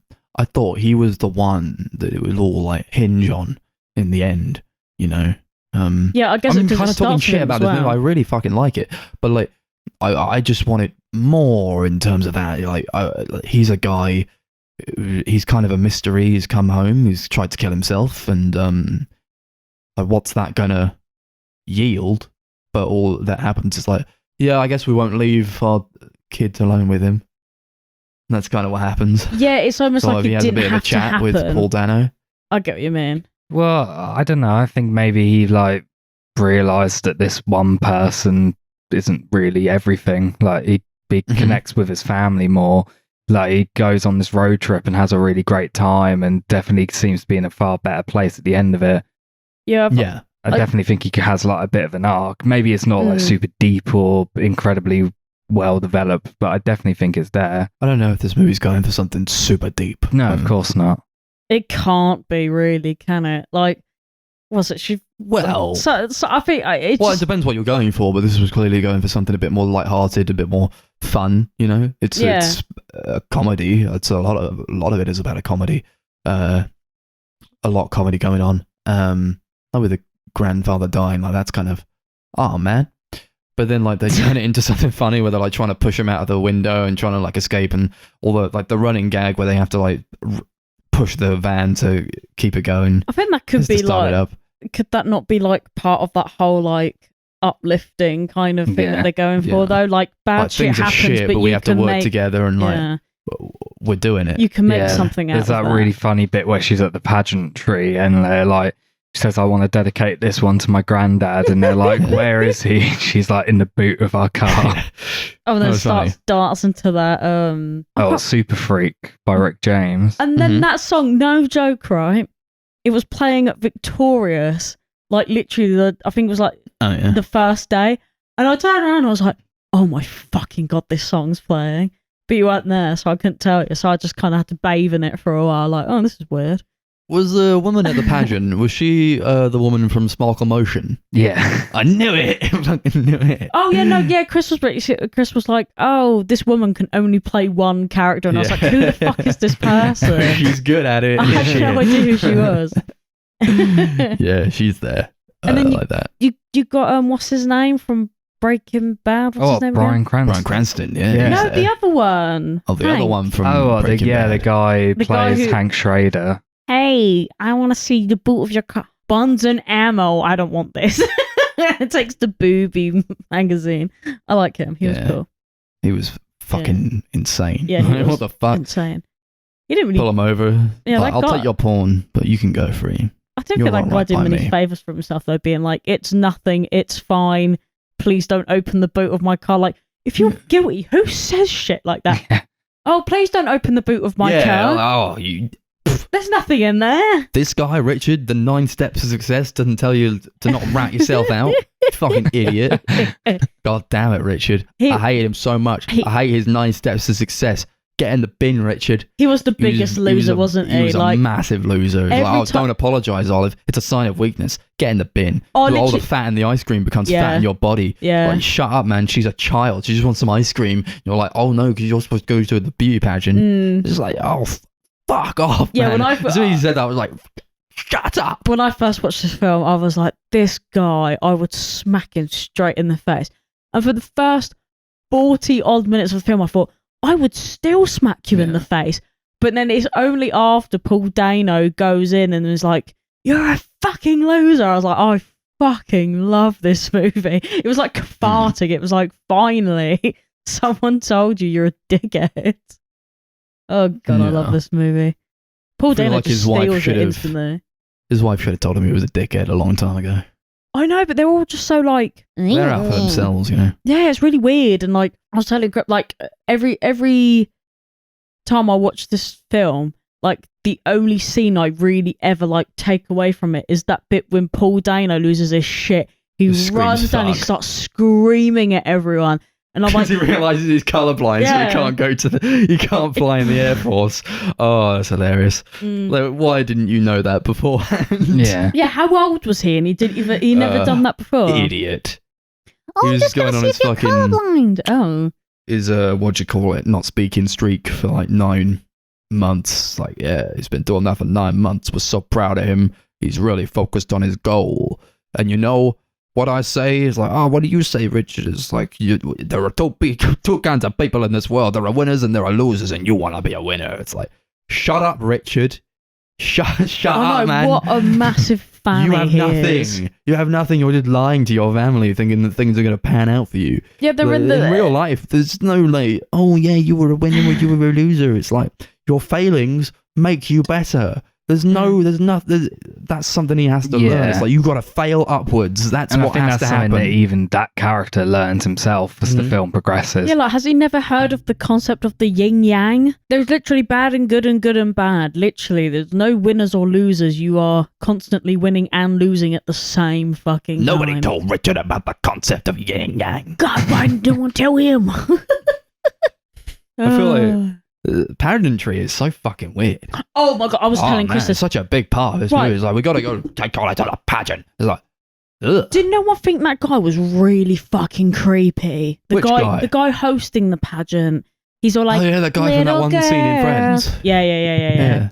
Oh, I thought that. I was like, where do I recognise him from? Friends. There we go. In the scene with the kid stuff in Friends. Now he's in this with all the kids. Yeah. Oh, he's Just so... fucking...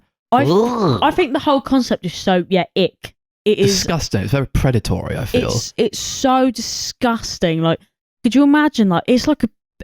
I probably shouldn't say it, but it's like a children against paedophile's each other and wet be like, dream, oh innit? yeah, this child is way better looking than this child, and like and then their they, like, talents are way better and more cool than and they, this like, child. And they, like, sexualize them, and they, like, get them in, like, Horrible. dresses and give them, like, fake boobies, and Yeah. I hate it. I In the hate it bin. so much.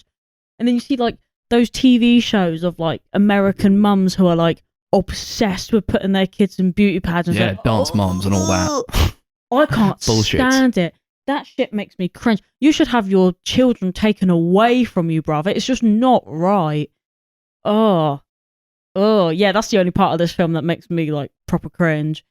Is like watching it. I feel like I'm an accomplice to something because I'm watching it. I know my sister used to watch a lot of that stuff. Oh, really? I was like, damn, this is like horrendous. It was like, I couldn't be in the room when she was watching it. I don't blame it. It's awful. It's like... She's like, yeah, it's cool and awesome. They Yeah, like- want to be the top dancers. Like, you almost feel dirty, like, Yeah. just being yeah, now we've got there, the talent section. It's like, these kids are fucking, like, 8.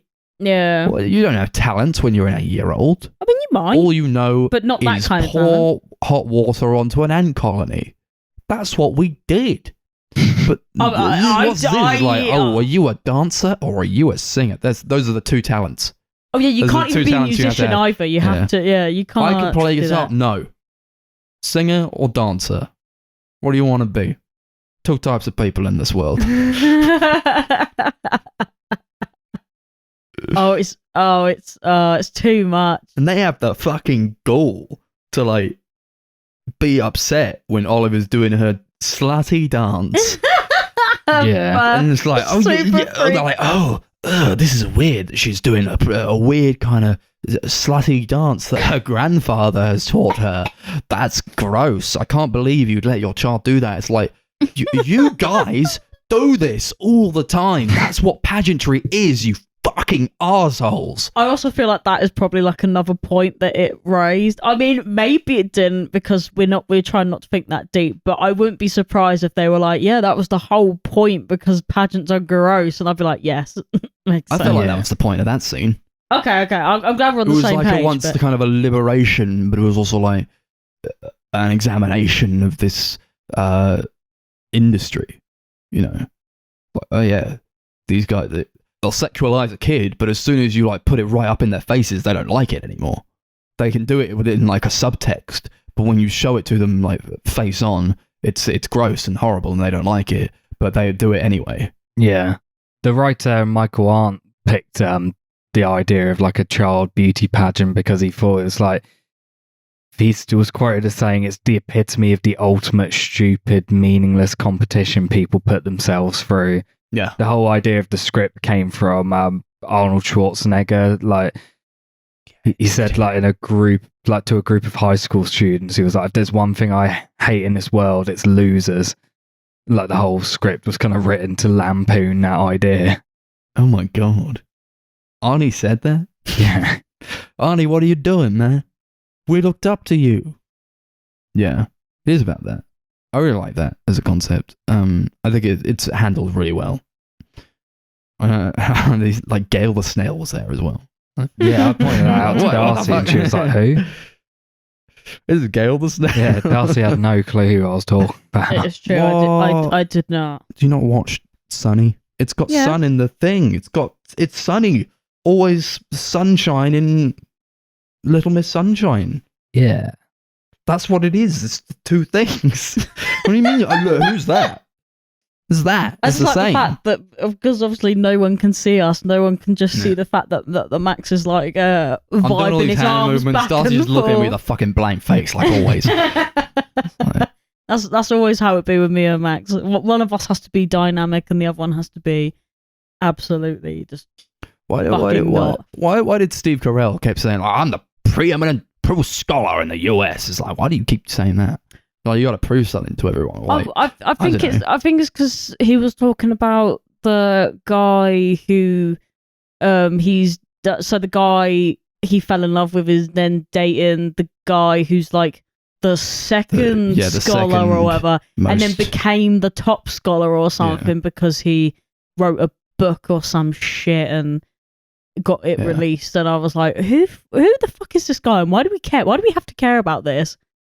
Like, not the obviously not the I meant the person that they've been like writing and scholaring about. I'm like, why do you have to keep bringing this up? Yeah. It doesn't add nobody anything cares. to it. But No one- then, I say that, but everybody else was kind of doing it to the family as well. It's like, and that Richard was like, oh, and if this wouldn't happened, if you follow my 9 steps to success, and like nobody shows up to his lecture because it's bullshit, and like can't sell the idea because it's bullshit, and so he's saying that Steve Carell's like, I'm the preeminent pro scholar in the US, and then Paul Dano, he's like not talking because he needs to go on a vow of silence so he can become a pilot.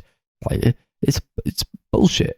I don't know why why he never looked up anything in those 9 months of not speaking to anyone. He was like, oh, I wonder Just what read I his need to fucking do Nietzsche to book. become a Like, yeah, I'll do pilot." that. I'll just read Nietzsche and not like study or do anything. It's like, yeah. Well, it's like a rebellious, like angsty teenager. Yeah. The thing He's is, like really intelligent and like well read, This is but the thing, he's I like get full of that. angst. But then you would think that he would then already know that. No, because he You- doesn't do any studying. Yeah, like you can't be colorblind. He hasn't studied at all for it. He's like, I have my goal set. That's such a like teenage kid thing to do. He's like, I know my goal. It's so Yeah, ridiculous. you're gonna do anything about that goal, huh? I'm gonna read Nietzsche and take a bounce. and not talk at all for 9 months. It doesn't make any. That's fucking great. sense.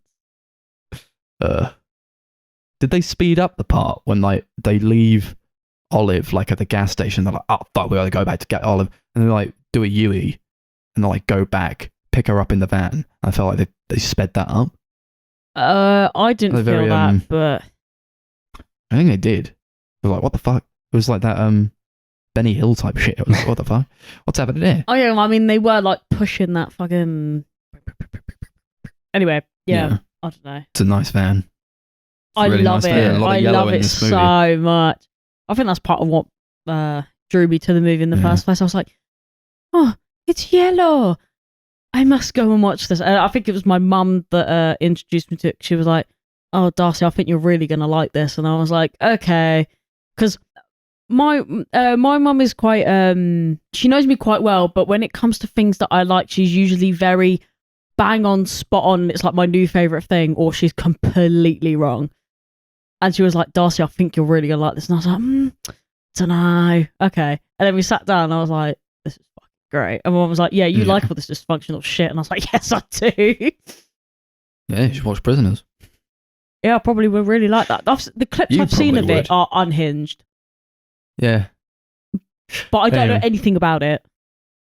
we'll show it to you someday. Yeah.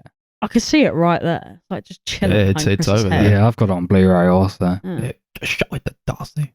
Or we could just watch it. That I can is watch true, that we movie could. anytime. I don't mind. Well, if only we hadn't watched House of Dragon beforehand. We watched House of Dragon, episode 2. Okay. All right, should we? One other thing I wanted to quickly bring up is the music. I really like that. That has this really like wholesome, folky sound. Mhm. It I don't constant- remember any of the It music. reminds me a lot of Sufjan Stevens' album Illinois, and they actually use a song from that album called Chicago. I knew you were gonna say something about this, Yeah. right? The second you were like, it has a Sufjan Stevens sound, I was like, you're gonna bring up the fact that they use this, aren't you? Look, I'm not saying that all films would be better if they had a Sufjan Stevens song in it. I'm but just saying that "Call Me by My Name" is "Call Me by Your Name" is, That is true. much better with two of them. yeah, That exactly. is true. That is true. This also has two of them. Yeah, well, there we go. Much better for it. Yeah. Well, He's a great artist. Love him. anyway, Cool. let's just cap that off before I'm we good with wrapping it up. get too into that. Let's rate out of yellow Volkswagens, please. Okie dokie. Yeah, I like this movie a lot. It's really just sweet, wholesome, funny, kind of bittersweet at the same time, but in a way that like really like does pick you up, especially if you're like in a really shit place. It's like relatable and comforting in a big way. So I give it like 8 yellow Volkswagens out of 10. Yeah, I had a really good time with it. Although, I don't think I'll watch it again, being real, because I would just rather watch The Royal Tenenbaums, which does what this does better and earlier. As much as it is still a really good movie, and it's still going for like other themes to it, it's got that kind of failing upwards angle to it, which I really related to. Yeah, I just think it's a really solid one. Watch it if you're in a bad mood, it'll pick you up. Watch it if you're choking, it'll pick you up. I'll give it 8 yellow Volkswagens out of 10. I thought I was gonna die then, and I didn't. I was saved by Tropicana Sensations. Tropicana, if you want to sponsor the podcast, please do, because you're all right. it is delicious. Anyway, yeah, no, I'll probably watch this many, many more times during my lifetime, but not anytime soon. I'm gonna give But it. not after your lifetime. I'm gonna pass it down through generations so they can watch it through me. 9 yellow Volkswagens out of 10. So is this like one of your favourite movies then? Yeah, it actually is. Okay, that's all I need to know. Cool. You're just judging her for not giving it a 10. Yeah, I'm like, well, if it's one of your favourite movies, give it a 10, but I don't know. Well, I've got a few of those. I've got a few Yeah, films I yeah. consider like Yeah, same. in my favourites that I wouldn't give like a 10. yeah, Yeah. there are strange reasonings The Cat Returns. in Brain, but none of Yeah. that matters because we've got to spin a wheel. We got to spin a wheel. Lets us know what we're going to watch in the next episode. Episode 93. We're going to spin the wheel like we do at the end of every episode, maybe sometimes. And it has a lot of Maybe options. sometimes. What will we be watching on the next one? It will tell us. Fuck. I like the way Chris has to like squat to look at it. It's come up with Max. Come up with It's a Max Max. week. Wow, crazy. Okay. We're going to do some movies that are... Wait, can we do... We're doing them together, right? Yeah. Okay, we're going to pick some movies that I'm going to pick. Are we? Look in the Oh, yeah, we are. description to see what those are, because I will have picked them by the time this episode goes out. It's crazy how it works. It's in the future. I love the fact that all 3 of our names are on there. We've done this for almost a year and like 2 of them Yeah, have come two up in a within couple of 3 weeks of each other. That's great. Cool. I'm going to pick some, not right now. Look in the description, see what those are, or just wait until the next one and you'll know. We got social media. YouTube, the Sunday Movie Marathon. I forgot what we were called. Instagram, at Sunday Movie Pod. Twitter, at Sunday Movie Pod. Facebook, at Sunday Movie Marathon. And Letterboxd, Sorry. fucking late to the game. Letterboxd is at Sunday MM, capital S, capital MM. Remember to like, subscribe, and rate the podcast 5 stars. Any last words? Woo, woo, woo! Okay. I had to catch up from where I missed before. Apologies. I was drinking Tropicana Sensations. Okay. Sponsor us. What can I say? I understand Hitler, but I think he did some wrong things. Yes, absolutely. But